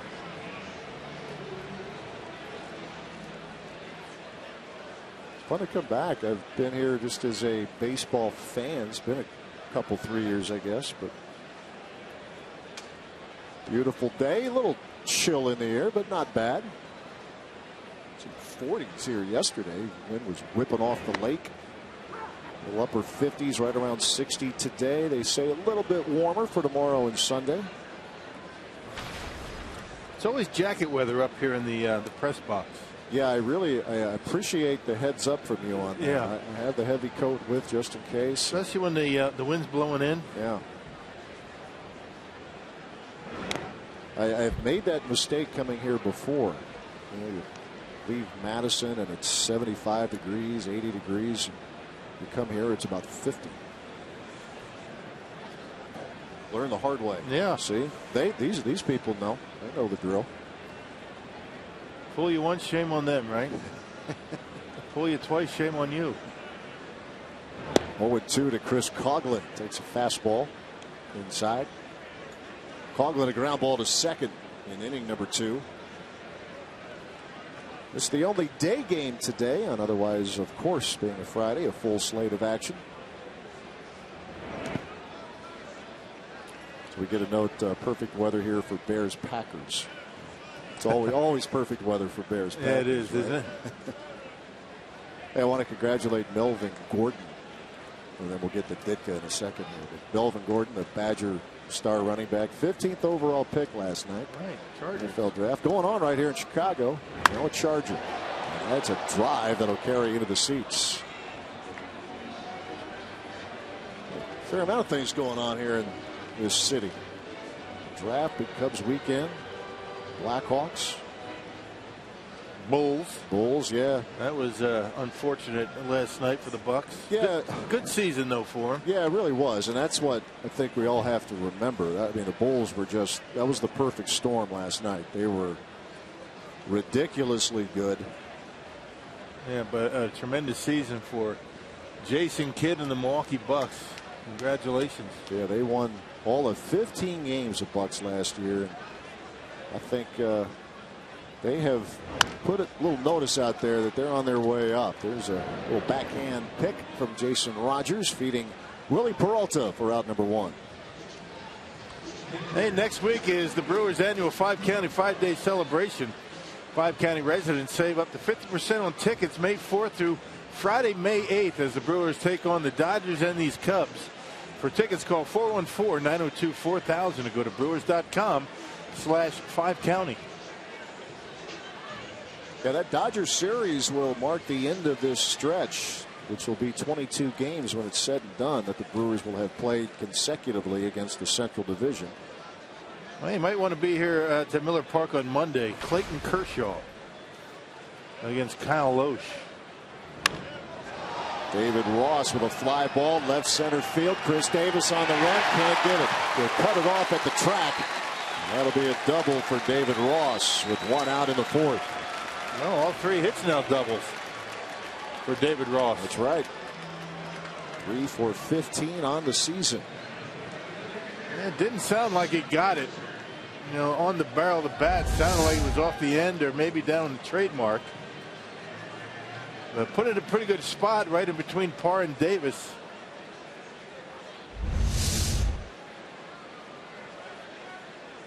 Now the pitcher, John Lester. One more note about that homestand opener on Monday with the Dodgers. Remember, that is a 6:20 start. First pitch at 6:20 at Miller Park on Monday. Brewers and Dodgers.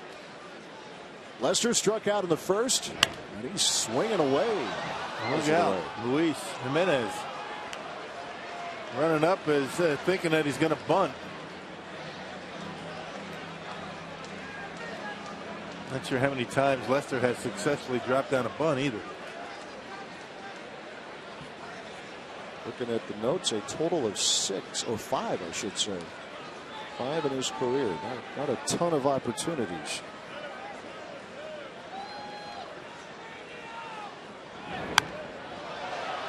Well, for a guy who hasn't had a hit, he's had a couple good hacks here. Yeah, I mean, it looks like he has the idea at the plate. You figure he's due at some point. Hopefully not today.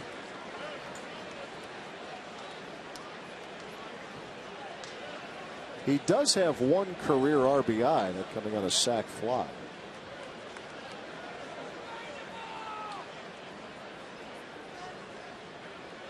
No balls, 2 strikes.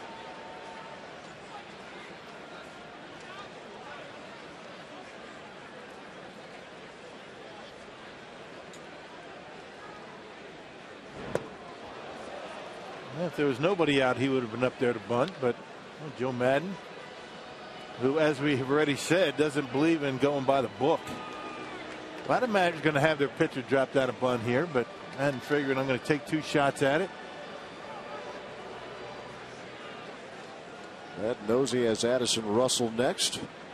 Lester hitting 8th in the batting order.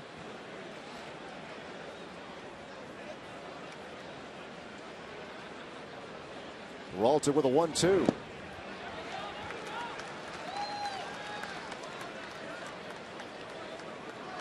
Only run so far, an Addison Russell solo shot in the 3rd.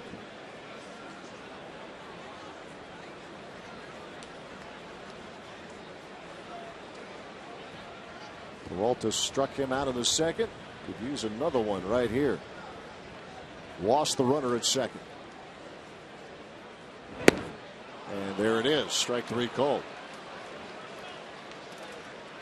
2 men out here in the bottom of the 4th.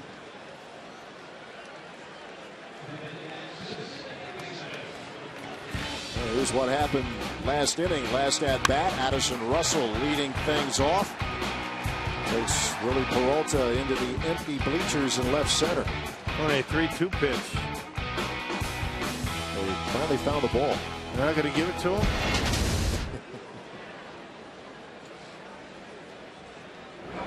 Well, there will soon be mad scrambles once that renovation gets done. Fill up those bleachers. The weather warms up. Get deeper into May and get on into the summer.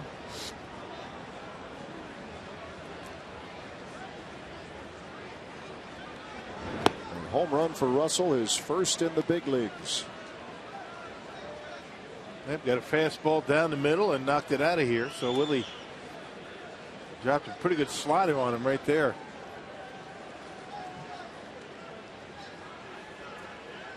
The 2-strike pitch. Inning over. Peralta with David Ross at 2nd. Strikes out Lester and Russell, and we are through 4 at Wrigley Field.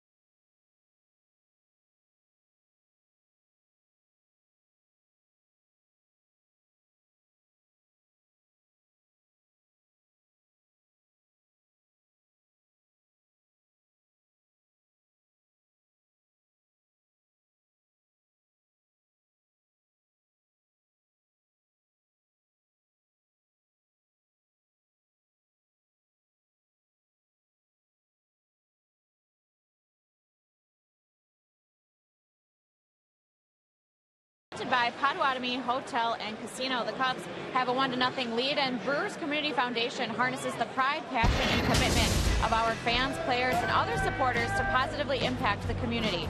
Our collective efforts support nonprofits that are making a critical difference in our community. BCF thanks you for being part of the team, and one guy that the Brewers would like to welcome back to their team is all-star outfielder Carlos Gomez. He was eligible to come off the disabled list with that strained right hamstring yesterday, and Ron said he would have liked to activate him today, but with the off day yesterday, they felt it was best to give him one more day just to go through all full activities, hitting, getting out on the field, and also running. And so he said, we just want to be cautious. We don't want to activate him too soon for as much as he uses his legs. And he also said he was not going to make a commitment as to whether he would put him back in the leadoff spot or move him elsewhere in the order. But Gomez due back with the crew tomorrow. Matt and Rock. That'd be nice. Get Go back. Be great. A little bit of a burst of energy into that lineup for Ron Renicky. He's been missed. And I see where they're coming from, too, because you want that energy back, not to mention all the productivity, but it's May 1st. You want it back, you want it back for good. There's Gene Segura with a fly ball. That's easy money for Dexter Fowler. Quickly, 2 men out of the 5th. Yeah, because Gomez really doesn't know anything but one speed, and that's 1,000 miles an hour. And you want to make sure he's completely healthy, and be good to get him back in that lineup. And it'll be interesting to see. Segura has turned in some pretty good work at the top of the order, as we've talked about, and as Renicky has talked about. In a perfect world, maybe Gomez is down in the order, more run-producing opportunities for him. We'll see how that all unfolds. Hector Gomez. I'm not sure it matters that Segura is in a bit of a tailspin right now. He hasn't been swinging a bat as well as he was throughout the beginning part of the season, but we'll see what he does tomorrow. Gomez either leads off or hits down more in an RBI spot. That's where Renicky wants him, but except for the possibility of Segura, Gomez is the guy at the top. Look at Segura there. A ball, a strike. Hector Gomez. The thing about Segura, he doesn't walk much. I mean, if he's either going to hit his way on or that's it. Not too many walks. Bouncer to Starlin Castro. And Lester works through the 5th. 1, 2, 3. Halfway through the opener of this weekend series. 1-0 Cubs.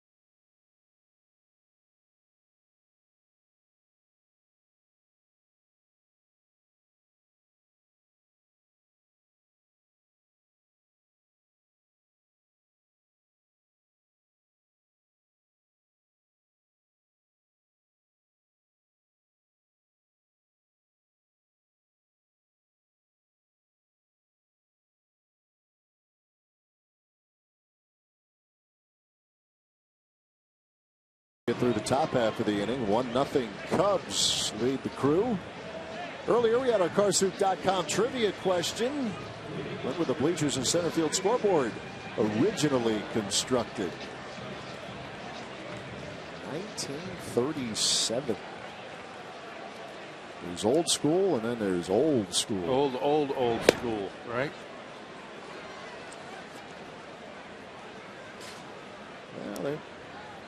changing things up a little bit, but you got to keep that. Yeah, 100th year of Cubs baseball at Wrigley Field.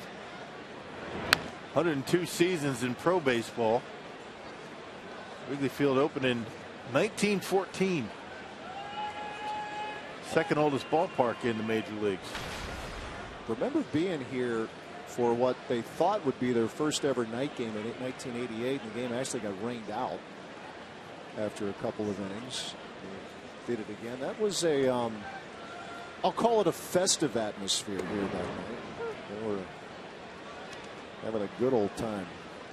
Finally got their lights, and now they're dressing up the bleachers a little bit. A couple big boards, one up and another one going up. 1-2 the count to Dexter Fowler. Yeah, Rick Sutcliffe was on the mound that day, that night I should say, and rained out in the 4th inning. Yep. 1988.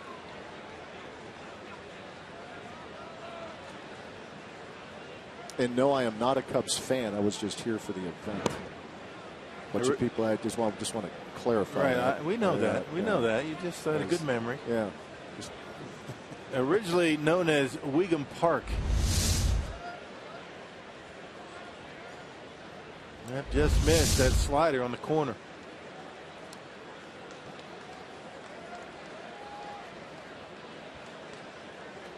Two pitch to Fowler.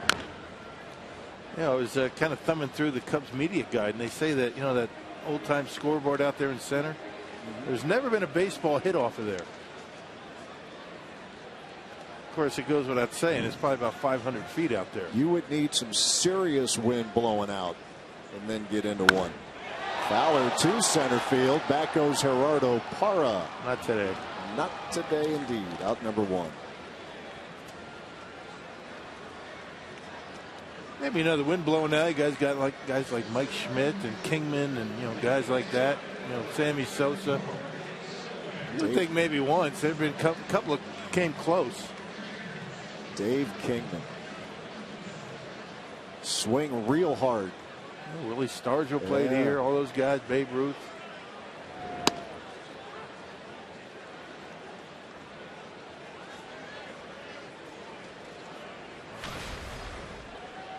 Kingman had a year back, like 1979.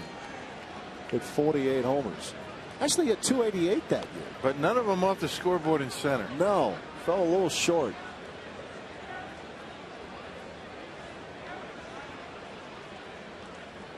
The wind blowing in today, but when it blows out, then anything can happen.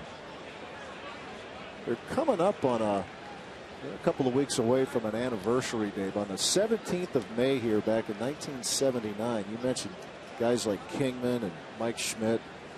They had their own little home run derby going on. Kingman hit 3, Schmidt hit 2.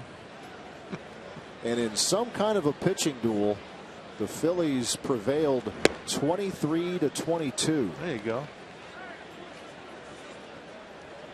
That's a week's worth of runs now. That's it is. Of course, the Babe wasn't here when that scoreboard was built. He retired 2 years before.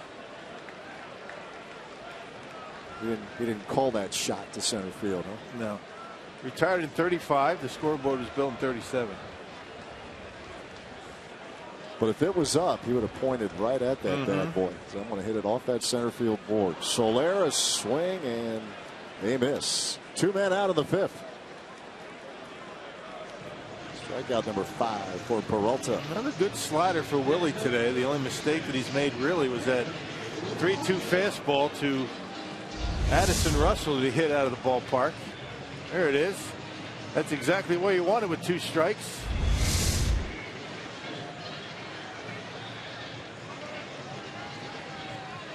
Peralta's given up the solo homer to Addison Russell that started the 3rd inning. That's been it so far. Here's Rizzo.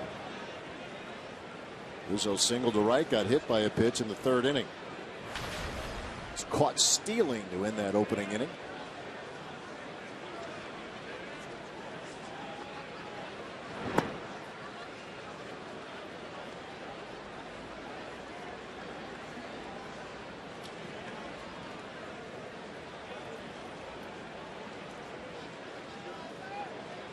Rizzo, a top pick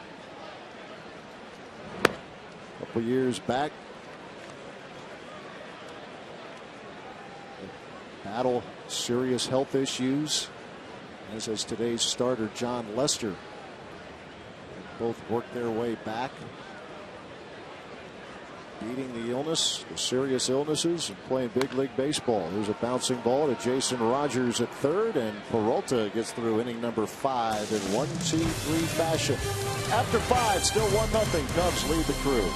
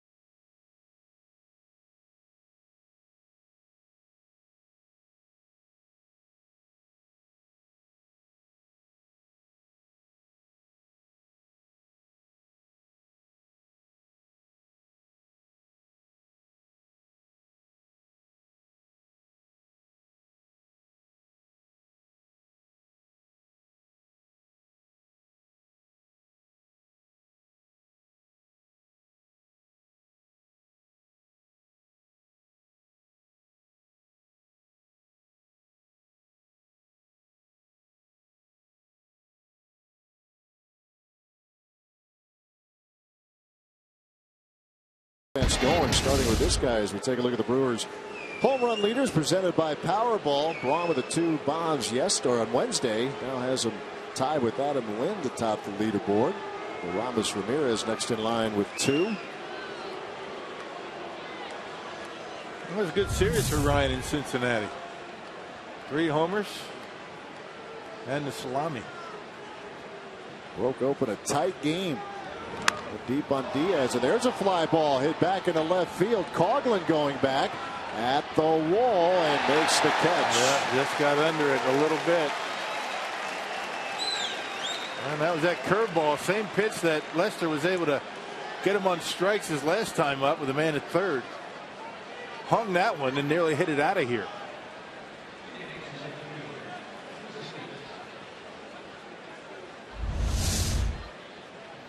You see, it didn't do much, did it? It spun up there right down the middle, and boy, Ryan Braun just got under that one.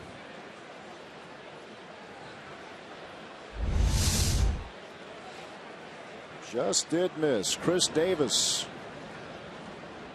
facing John Lester. It mostly fastballs and cutters from Lester.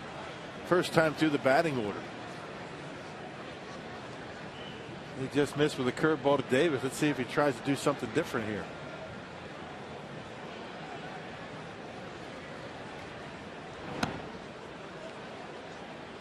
He's mentioning Rizzo.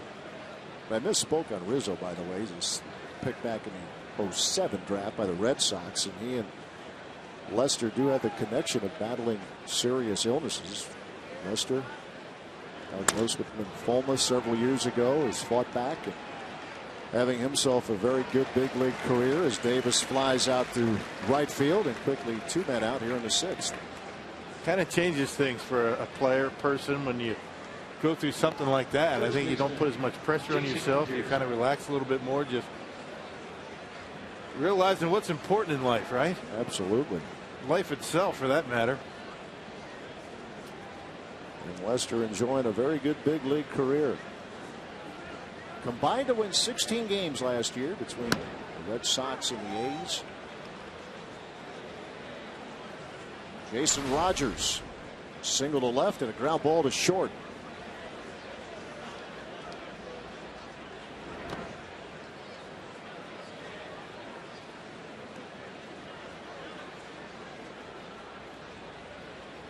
Rogers starting at first today. Adam Lind not in the lineup.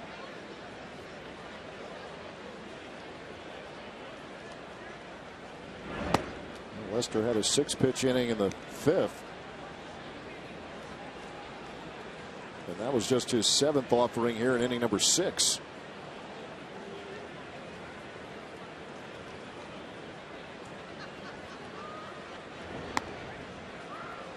Three and 1 to Rogers.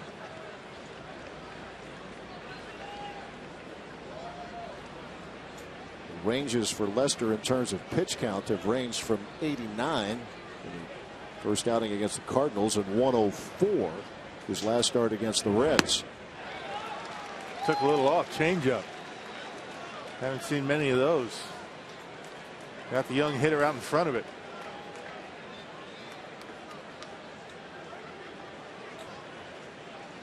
Full count with the bases empty. 2 men out in the 6th. Right on the nose, and back goes Fowler. Has it tracked, and it's routine for the Cubs center fielder. 3 fly ball outs here in the 6th. It is still 1-0 Cubs.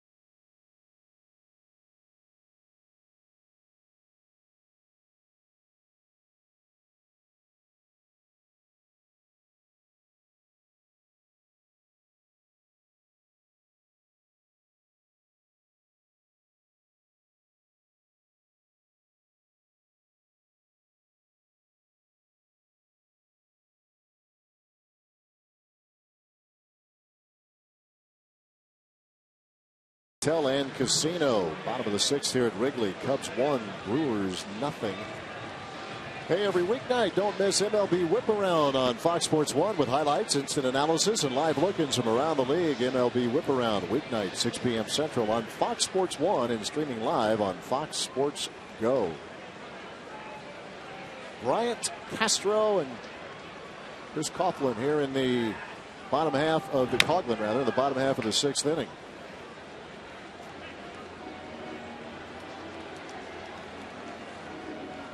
Addison Russell, home run in the 3rd. That has been the scoring here so far.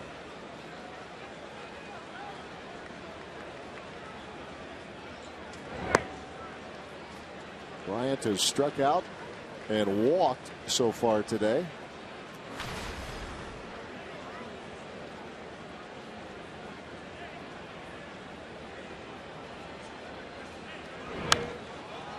Cubs minor league player of the year last year. Man, really, Willie's throwing that fastball a lot of confidence right now, just getting in on the hands of Chris Bryant. And talking to the Cubs personnel, they like the way Bryant stays on the baseball and drives the ball to the opposite field. One of the reasons why he has a good eye at the plate, waits a long time. Not pull conscious like a lot of young hitters can be. 0 for 4 in his big league debut, but he has been solid since. Actually better than solid. 2-2 pitch. And yet another full count for Willie Peralta.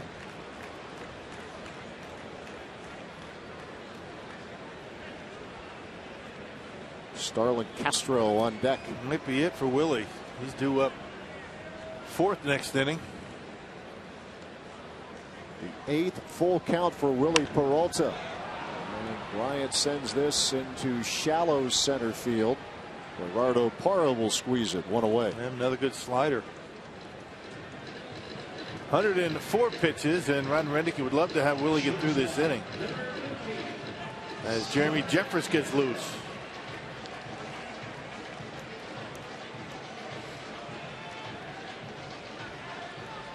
Ron Renicky needing starters to give him some innings. Matt Garza on Wednesday went 6 2/3. Will Smith got a big strikeout of Joey Votto to end the 7th inning. Reds had a runner on. Votto coming in as a pinch hitter. It was a big moment in that game on Wednesday. The Brewers were clinging to a tight lead. And then they created a lot of space with that 5-run 8th inning. And it was 3-2 at the time.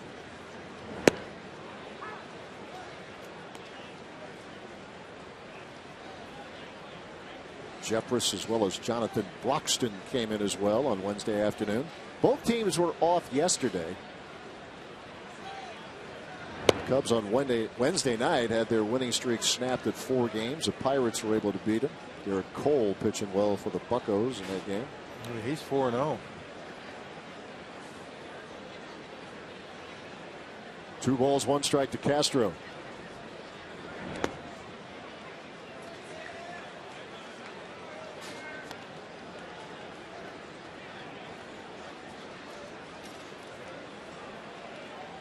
Cubs 12-8 entering this weekend. 2.5 games behind division leading St. Louis.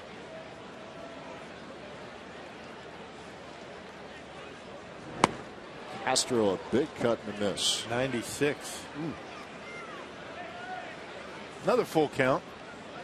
The 9th for Peralta. They should just go up there with a full count on him. Save some pitches, right? Pitch number 110 coming up for Willie Peralta. And that's a base hit to center. They're getting in that area where I'm not sure Ron Renicky wants him to go much longer. 110, a lot of pitches. But if anybody can do it and extend themselves a little bit, it's Willie Peralta for sure. 3-2 pitch. You almost thought it was going to be a slider, but it wasn't. Fastball down the middle, and look at Castro, the way he bends the knees and levels that swing and lines it into center field. Renicky hoping that Peralta can get through this 6th inning. There's Coughlin, the hitter. A couple of ground balls, 1 to second, 1 to first. Yeah, because of the off day, Willie working on an extra day of rest.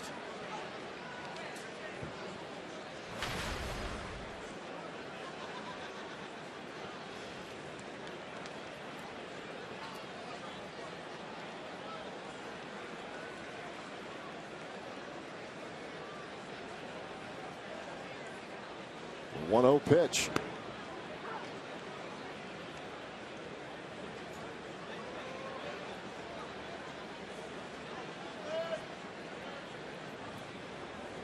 Cubs a run on 7 hits. The Brewers nothing on 3 so far. Starlin Castro, the runner at first.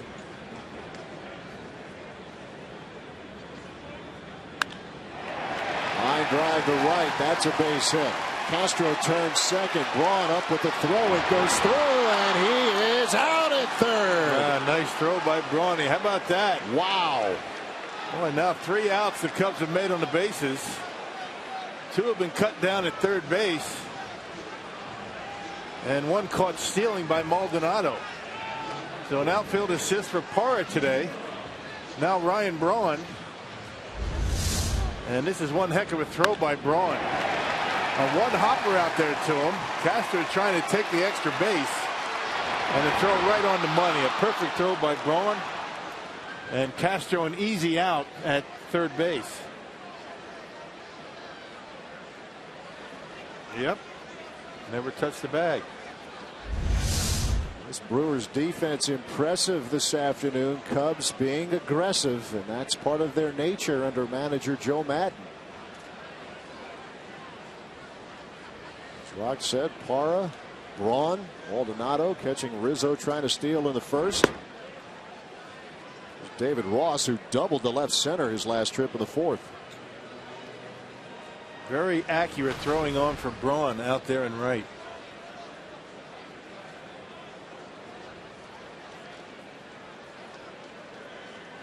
It's like an RBI right there. Changes the complexion of this at bat, the inning for sure. 2 outs now with a man at first. Who knows, had Castro got the third, Peralta might be out of the game. You're right. Instead, Peralta in there for pitch number 115.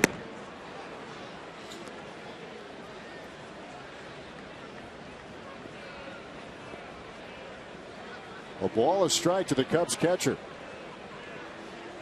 Peralta trying to get him out for the first time. Ross walked in the second, in addition to that fourth inning double.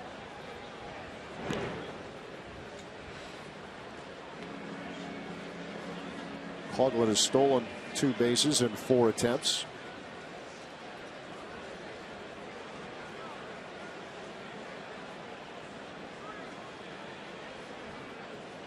There's the 1-1.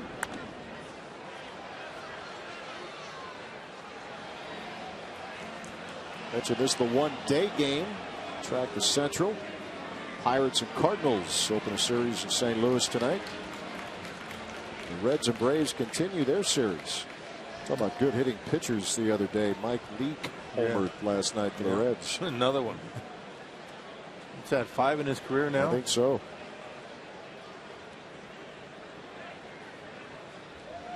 Ball, 2 strikes to Ross. Well, he's still bringing it in there, mid-90s.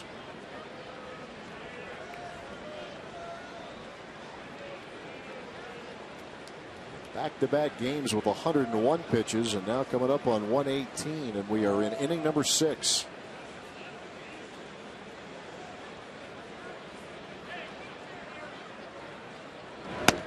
Strike 3 called. Got him. Willie Peralta gets some help from his defense. Specifically, Ryan Braun this time on this single off the bat of Coughlin. Castro trying to go to third. Braun's not having it. Still 1-0 Cubs.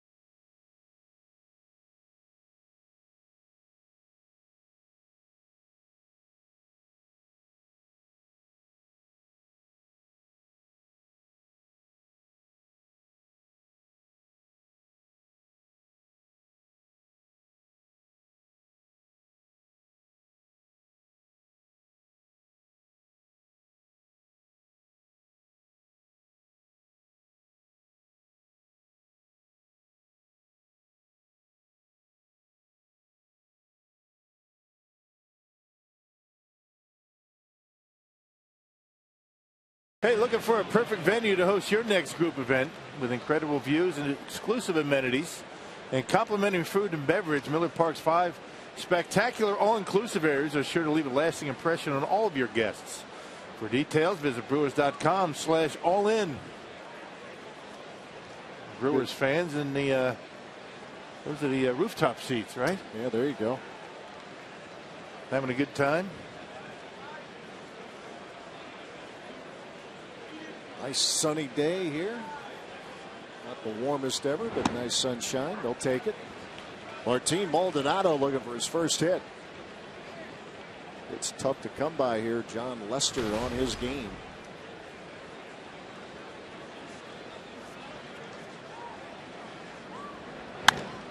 Maldonado with a fly ball to right. And Soler will take care of it. One away. Yeah, Lester's pitch count in really good shape at 80 right now. 40 fewer pitches for Lester than Willie Peralta. 9 fly ball outs now for Brewers hitters today. Lester, this makes this his deepest outing as a Cub, which would make it his deepest since the wild card game last October when he was with the A's in that wild game against the Royals. Lester went 7 1/3. Gerardo Parra. There's a couple of hits today, including a bunt single. Yeah, 2 of the 3 for the Brewers. Yeah, that's been it.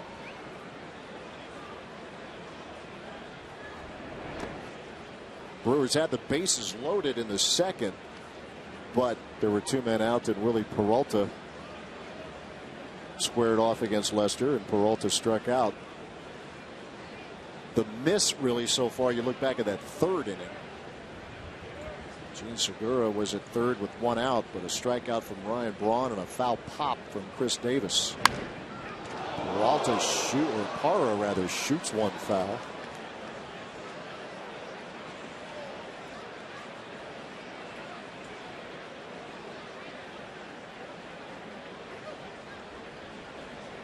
Lester has retired the last 8 Brewers hitters. Parra that hit. Bunt single the 4th, the last to reach.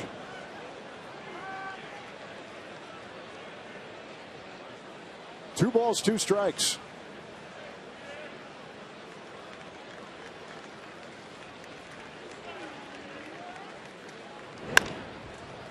The second base, that's Russell.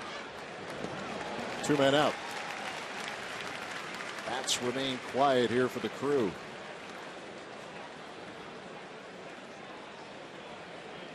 Yeah, a lot of contact on the handle of the bat for the Brewers today. Lester really established inside early on in the game and has continued to try and keep the Brewers from extending their hands, and has been very effective inside. It's only been not too many curve balls, maybe 1 or 2 changeups, but mostly fastballs today. There's a curve. Luis Jimenez.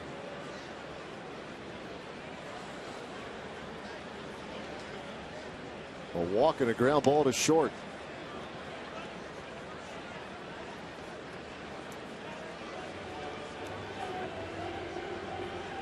Yeah, Ross going out to talk to Lester. I know there's 2 outs, 2-0 to Jimenez, but you peek over in that on-deck circle. Ramirez is on the on-deck circle, and certainly with enough power to give the Brewers a lead. So I would imagine Ross out there saying, hey, look, we can't walk this guy to bring Ramirez to the plate. See if Jimenez can get on and give Aramis that opportunity.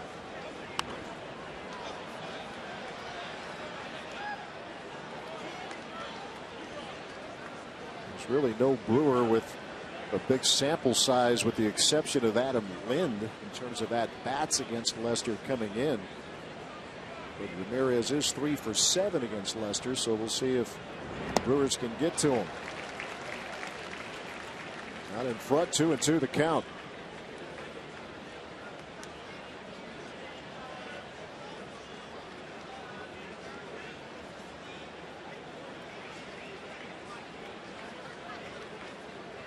Second start of the season for Jimenez over at 3rd. And this has popped up.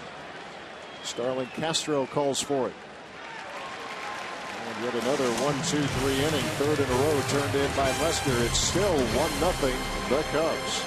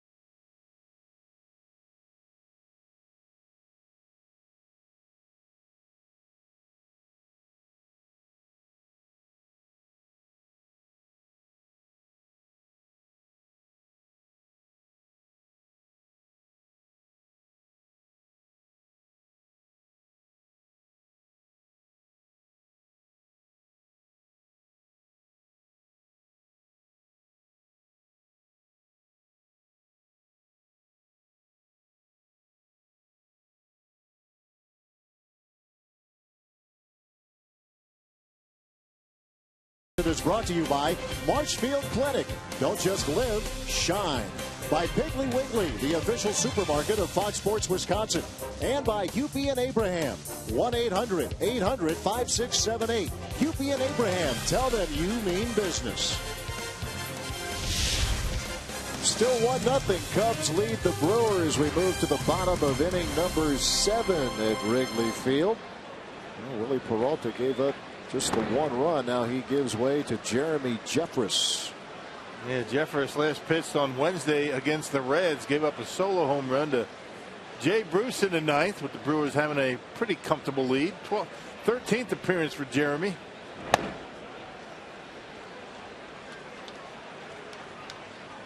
Peralta goes 6 innings, 8 hits, and the 1 run, a solo homer from Addison Russell. Started the 3rd inning. John Lester struck out a couple of times. And they tell us the 0 for 46 that he now has in his career, that's the most at-bats in Major League history without a hit. Really? That's what we were told. Yes. Going to attempt the jinx again. Got away with it the first time today. Can't help yourself, can you? No. Try not to believe in it. There's a ground ball routine right there. Gene Segura. 1 out. Well, you hit it hard, right? Made me flinch a little bit. Yeah, Willie was very good here today. I mean, he had a good slider. You see the strike him out, throw him out. I mean, the mid to upper 90s fastball, but the slider was the pitch for him. He had a number of 3-2 pitches that he had to deal with, and only made a mistake on one of them. That was that home run to Addison Russell. What was it, 8 or 9 full counts he had? Yeah. But a good outing for Willie, but no run support. I believe the total was 9. Lester on his game on the mound. Here's Addison Russell, responsible for the only run so far this afternoon.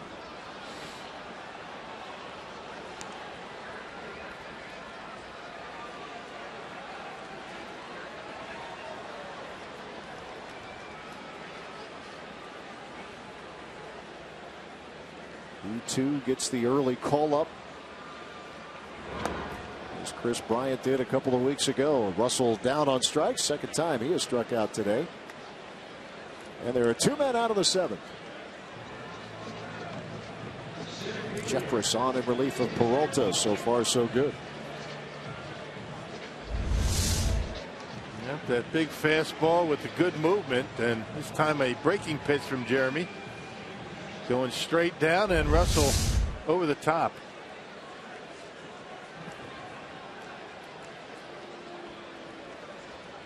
Dexter Fowler. 2 men out, and the base is empty.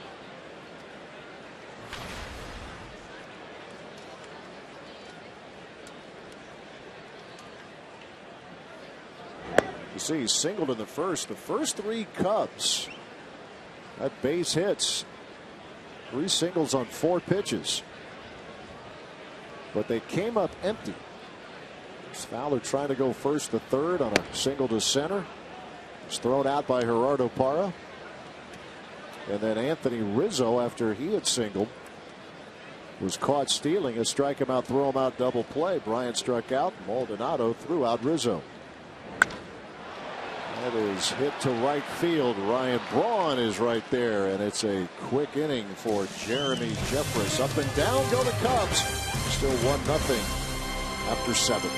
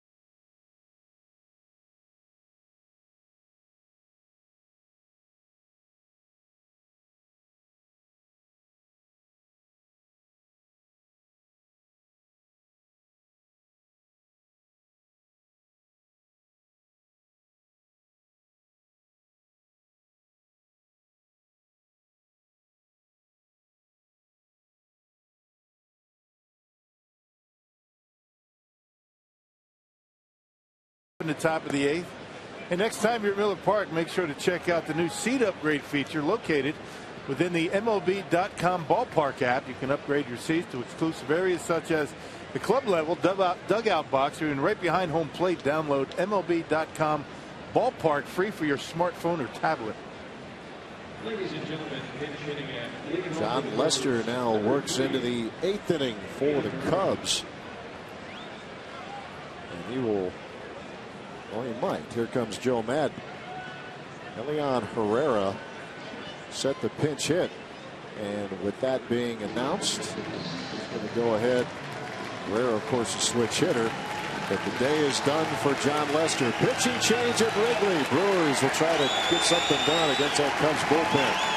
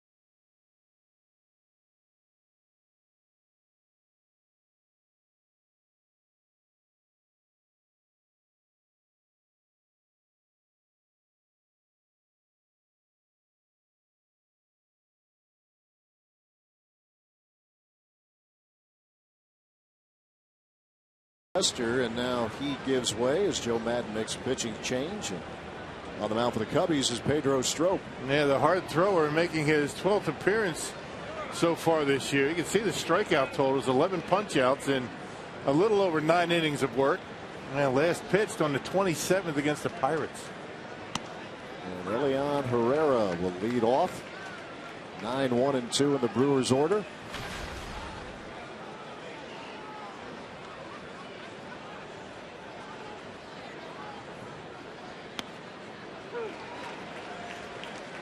Strop in his second full year with the Cubs. He was traded in July of 2013, along with Jake Arrieta, as a matter of fact, the Orioles. And Herrera quickly out on strikes, and that's how the 8th inning starts. Yeah, Strop has the kind of stuff that you would think he could be a closer at some point, but last year had some control issues, but he's only walked 2 so far this year. There's a breaking pitch that ended up right down the middle. Gene Segura hit by a pitch in the 3rd. Otherwise, a couple of fly balls to Dexter Fowler in center.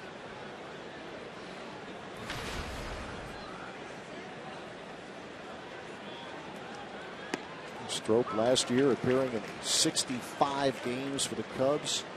2.21 ERA. 1-1 to Segura.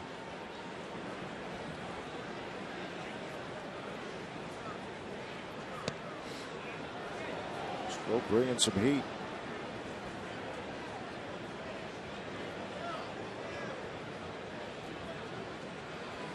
Richard Strop has given up nothing.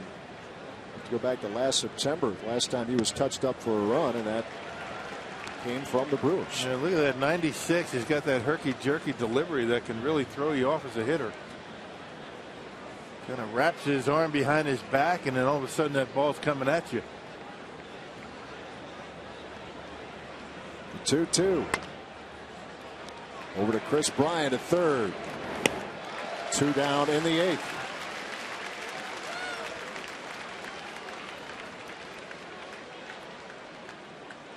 Pedro Strop on in relief of Lester. It's a strikeout and a ground ball. Now Hector Gomez will try to get something started. There's 3 hits for the Brewers and nothing since the 4th. Yeah, hasn't even been a base runner for the Crew. 12 straight set down.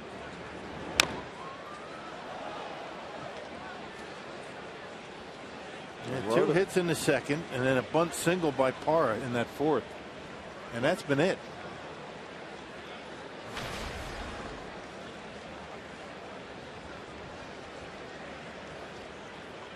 Gomez a sacrifice bunt in the 3rd.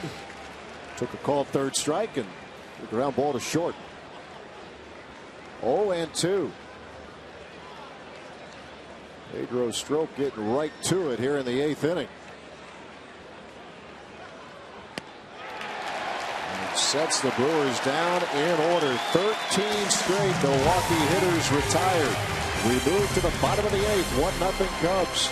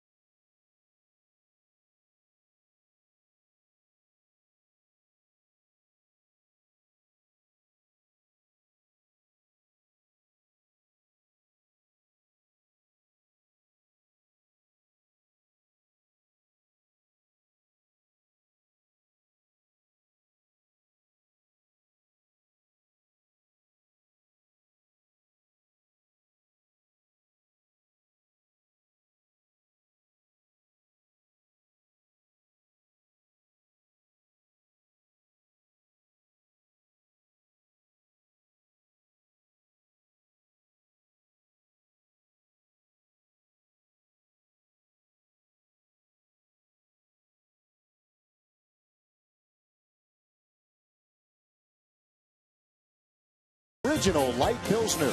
Cheers, it's Miller time. And by the Wisconsin Lottery, reminding you to please play responsibly.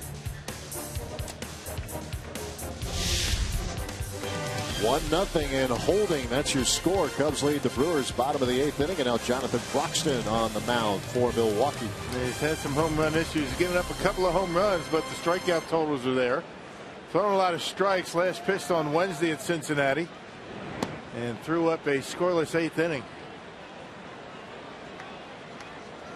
Jorge Soler, Anthony Rizzo, and Chris Bryant. This 8th inning for Chicago. The only run in Addison Russell. Long ball to lead off the 3rd inning.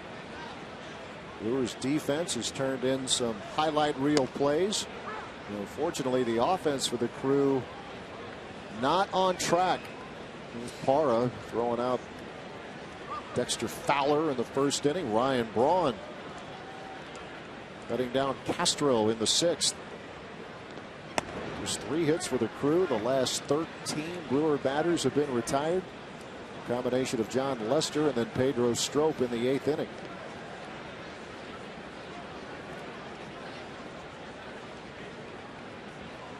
Soler, a couple of hits and 3 trips.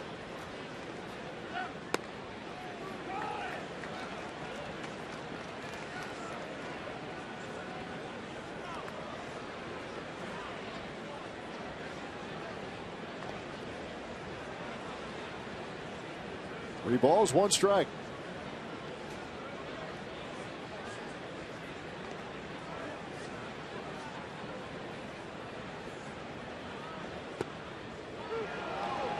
Soler thought he was on his way to first. Not yet.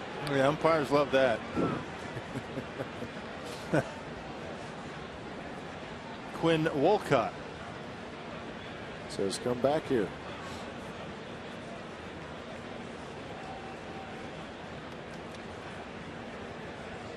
Three-two pitch. Got him swinging. Good fastball from Broxton. He got the low strike call to the knees, and then went up the ladder on Soler and got him on a high fastball. That is strikeout number 8 for Brewers pitching. Yep, here it is, hit it. And Broxton, with plenty on it at 95, gets it by him. Young man takes a hack up there. Yes, he does. 2 more strikeouts for Soler today. He does not get cheated. He is fanned 35 times in this opening month. Anthony Rizzo. 2 hits, 2 strikeouts. I think hitters would take that. You would. Of course, 2 strikeouts a day is not something you'd want. Could add up. It might break a record or 2. Even in this era where it's more tolerated, we'll say, than what it used to be. It's not as much of a stigma to strike out these days. It really isn't. There are extremes, but yes, just think, okay. Get my hacks up there.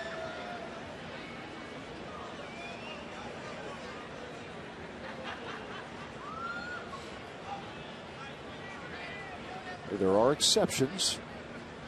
Remember, after a game, listening to Jonathan Lucroy about just emphatic hate striking. Hate it.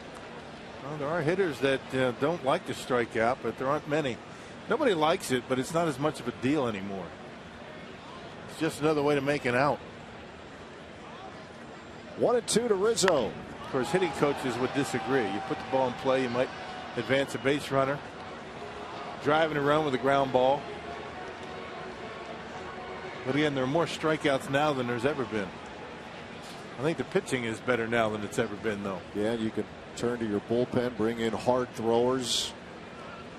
7th, 8th, 9th innings. Yeah.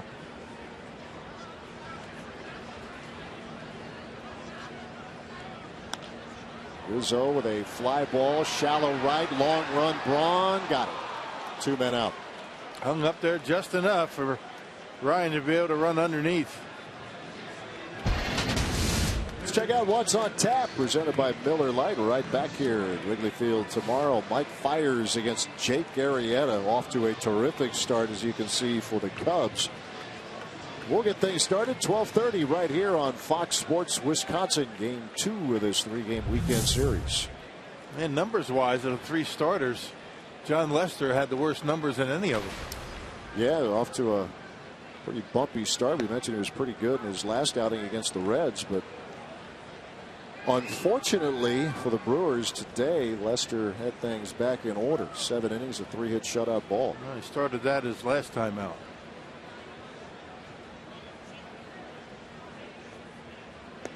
Chris Bryant.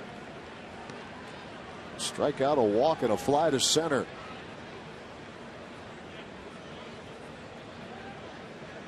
Last year, AA and AAA, 43 homers and drove in 110. Had a big spring, showing the power. Carried that over in the handful of games this year at Iowa. Went deep 3 times. Still has not homered with the big club, but is doing a lot of things very, very well. On all accounts, handles all the hype as well as you can hope for.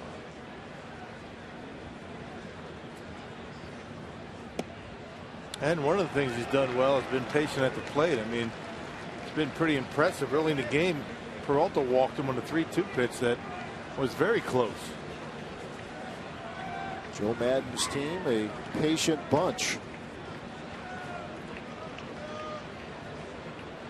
The Red Sox have more pitches per plate appearance than Cubs hitters. Ryan works his 2nd walk of the day. Broxton, after retiring Soler and Rizzo, walks Chris Bryant, and now he'll go to work against Starlin Castro.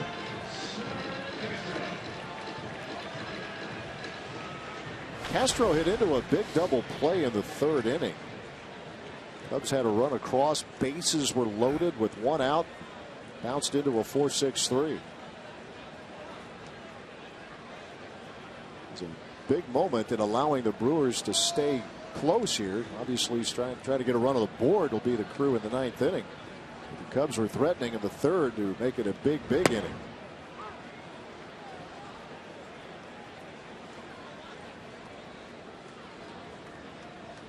Brewers will have the heart of the order coming up in the ninth. So now let's see if Broxton can hold this here, keep his team within a run.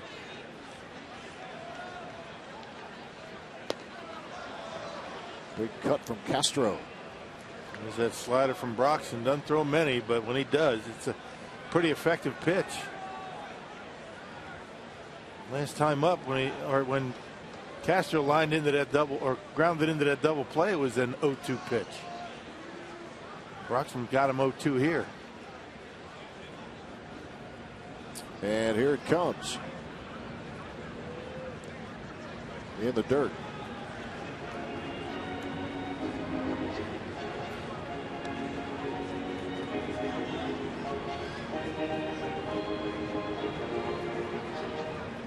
Broxton, the third pitcher today. Peralta went 6 with 8 hits, the 1 run, walked 2, struck out 6. Jeffress got through the 7th inning in good shape. Broxton trying to keep him off the board here in the bottom of the 8th.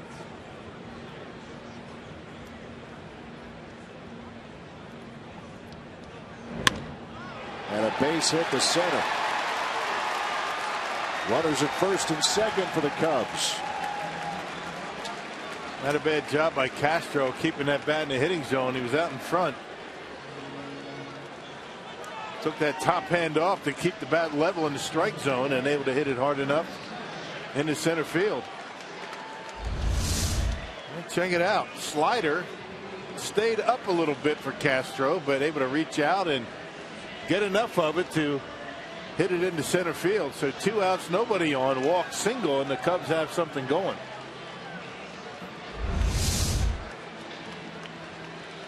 Two for 4 day for Starlin Castro, and now Chris Coghlan, the hitter. Yeah, Coghlan, not much of an average, but he's got 3 home runs. 3 home runs, only 4 RBIs.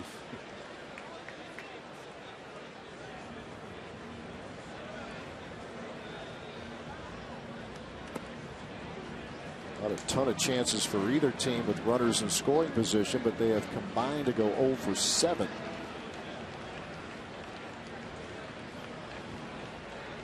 And the Brewers are hoping that'll be 0 for 8 right here.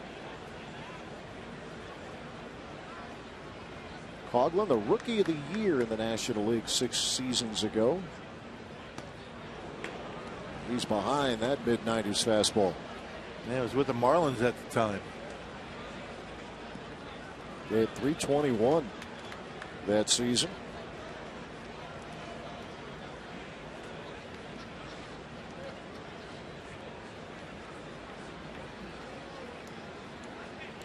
First round pick by the Marlins back in 06.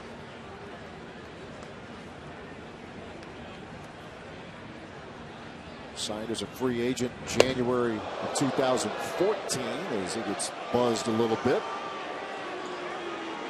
2 balls, 1 strike.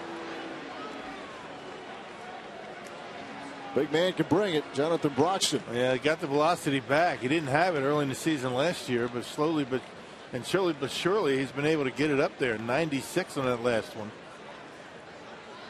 Cruising speed about 94, 95. Coghlan last year showed a little bit of pop. 125 games. He homered 9 times. 2-1 pitch. And this inning started innocently enough for Broxton. Retired Soler and Rizzo, but then Bryant reached on a walk and Castro a single to center.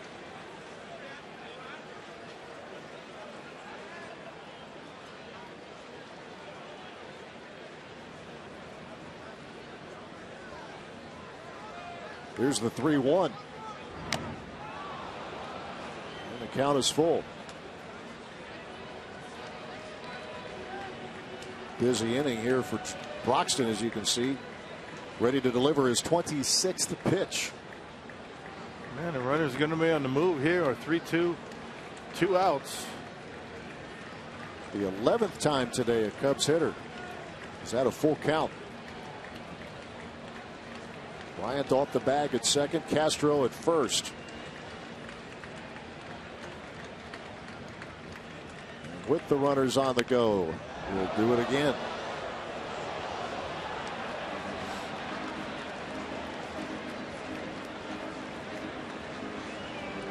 Another critical moment here. Brewers trying to keep this close. A day where the pitching for the Cubs has been terrific.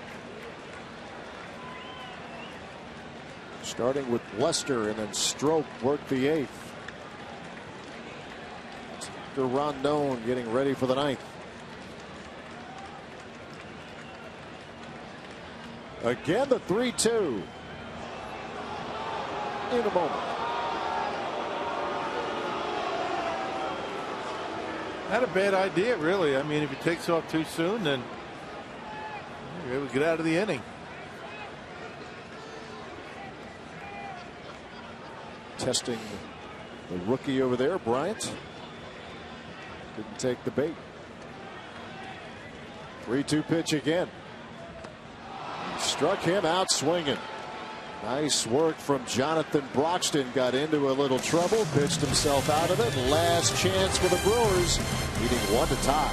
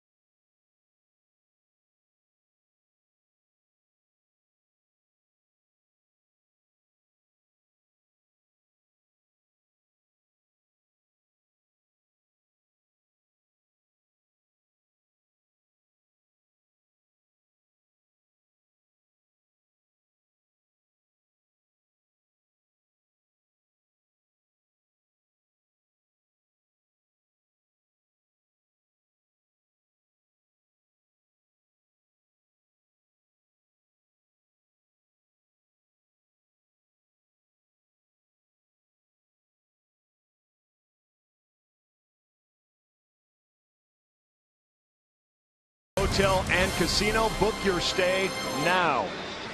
Back here at Wrigley, Craig and Augie getting set for Brewers Live. We're on location all weekend long here at Wrigley Field. Boy, a tight 1-0 ball game. Peralta certainly pitching well enough to win. John Lester in position right now, but Brewers have their last reps, and Braun, heavy hitter, coming up. Yeah, they got the middle of the order up here. Hopefully they can do something. But, you know, you go back to Lester. And why do the Cubs pick up a Lester? A veteran pitcher. If you don't get to him early, you don't get to him. Last time we've had a base runner in the 4th inning, a bunt single by Geraldo Parra. All right, time to get that change right now. If the Brewers have any chance. Again, Brewers Live postgame coming up right after the ball game. Let's send it back up to Matt and Rock. All right, Craig, Augie, thank you very much. And the Cubs turn it over to Hector Rondon here in the 9th inning. Yep, hard thrower. Rondon had 29 saves a year ago for the Cubs, 4 for 5 this year. Has not allowed a home run, 9 strikeouts in 10 innings of work. Rondon last worked on the 26th against the Reds and picked up a save. There's D'Onofrio in there in left field for the Cubs. Ryan Braun down a strike. He's at the plate, presented by Wendy's. We'll see what Braun has done today. It's been a struggle to this point. A ground ball to Castro, a strikeout, and a fly ball to left. An easy 98. Man, looks effortless, and he gets it up there pretty good. Got a slider to go with it. Rondon, a Rule 5 pick. And the Cubs from Cleveland back in 2012. You can see Rondon can bring it, and he's ahead of ball in 2 strikes. He had 29 saves a year ago. Here's the 1-2. At 98, missed away. He gets one up out over the plate. Ryan Braun very good at using right field in his ballpark. Got a pretty good breeze to Buck, though, if he puts it in that direction. Strike 3 called, and Ryan doesn't think so. 1 out of the 9th.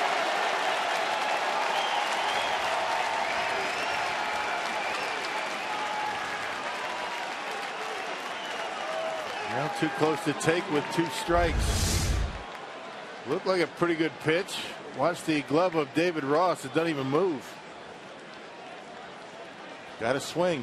Yep. Good pitch. And talking about just wearing out that outside corner.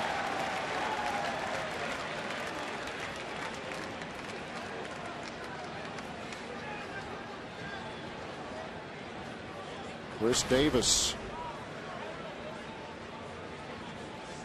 14 straight Brewers have been retired. Again, high 90s.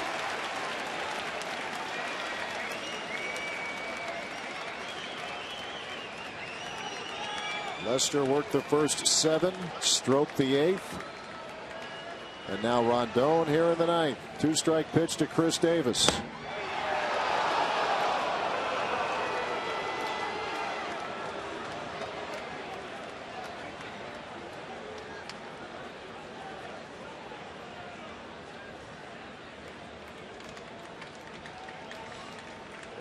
Jason Rogers on deck, the 1-2. And the Brewers are down to their final out. 15 straight have been retired.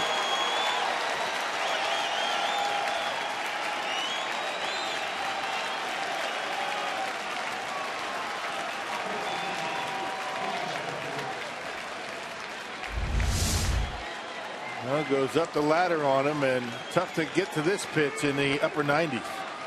Up and in. It's not where it was supposed to be, but it worked out.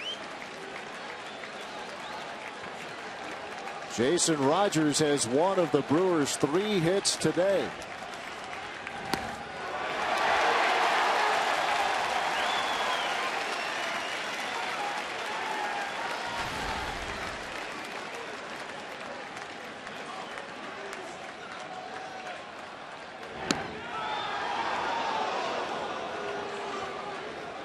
Adam Lind with a bat in hand. He's on deck if they can get to him. Rogers trying to keep the Brewers alive. And now they're down to the last strike. Strop struck out 2 in the 8th. Rondon has fanned the first 2 in the 9th.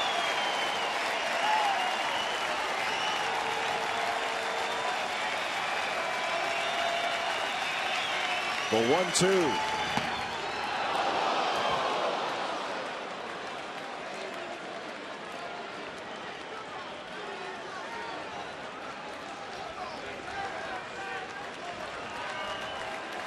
The Brewers have pitched well. They have played good defense, but the bats have been quiet. But Rogers has worked Rondon to a full count. Yeah, patient. You got Adam Lind on deck. Try to get on any way you can and get that guy up. Here comes the payoff. And a base hit to left center. Jason Rogers turns first on his way to second. And a 2-out double for Jason Rogers extends this 9th inning for the Crew. Well, you got to figure out a way to keep this guy in the lineup. I mean, that's how good he's been. Well, he's able to get that count to full and then get a fastball that he can handle and just rips it into the gap out there in left center. Got to find playing time for this young man. Well, nice short stroke. It's on top of that fastball, and the Brewers are alive here in the 9th. And you got a pretty good hitter coming up. Well, that's just a good at bat for Jason Rogers. Logan Schaefer into pinch run. Man, you're right. Jason Rogers, he just continues to square up. He shows patience at the plate. Hits the ball where it's pitched. And the Brewers are a base hit away from tying it up. After 15 straight were retired. Now suddenly a plot twist. Pitching coach Chris Bosio out there to meet with Hector Rondon. Jason Rogers keeping his team in this thing. Well, you got one of the fastest guys on the team at second base. That would be Logan Schaefer, and here's Adam Lind. Pinch hit roll for Lind. He homered on Wednesday in Cincinnati. His 4th of the year. See pretty solid numbers against the Cubs. 4 for 10 in his career. You couldn't ask for a better setup right here with one of your hottest hitters at the plate. And all you need is a base hit.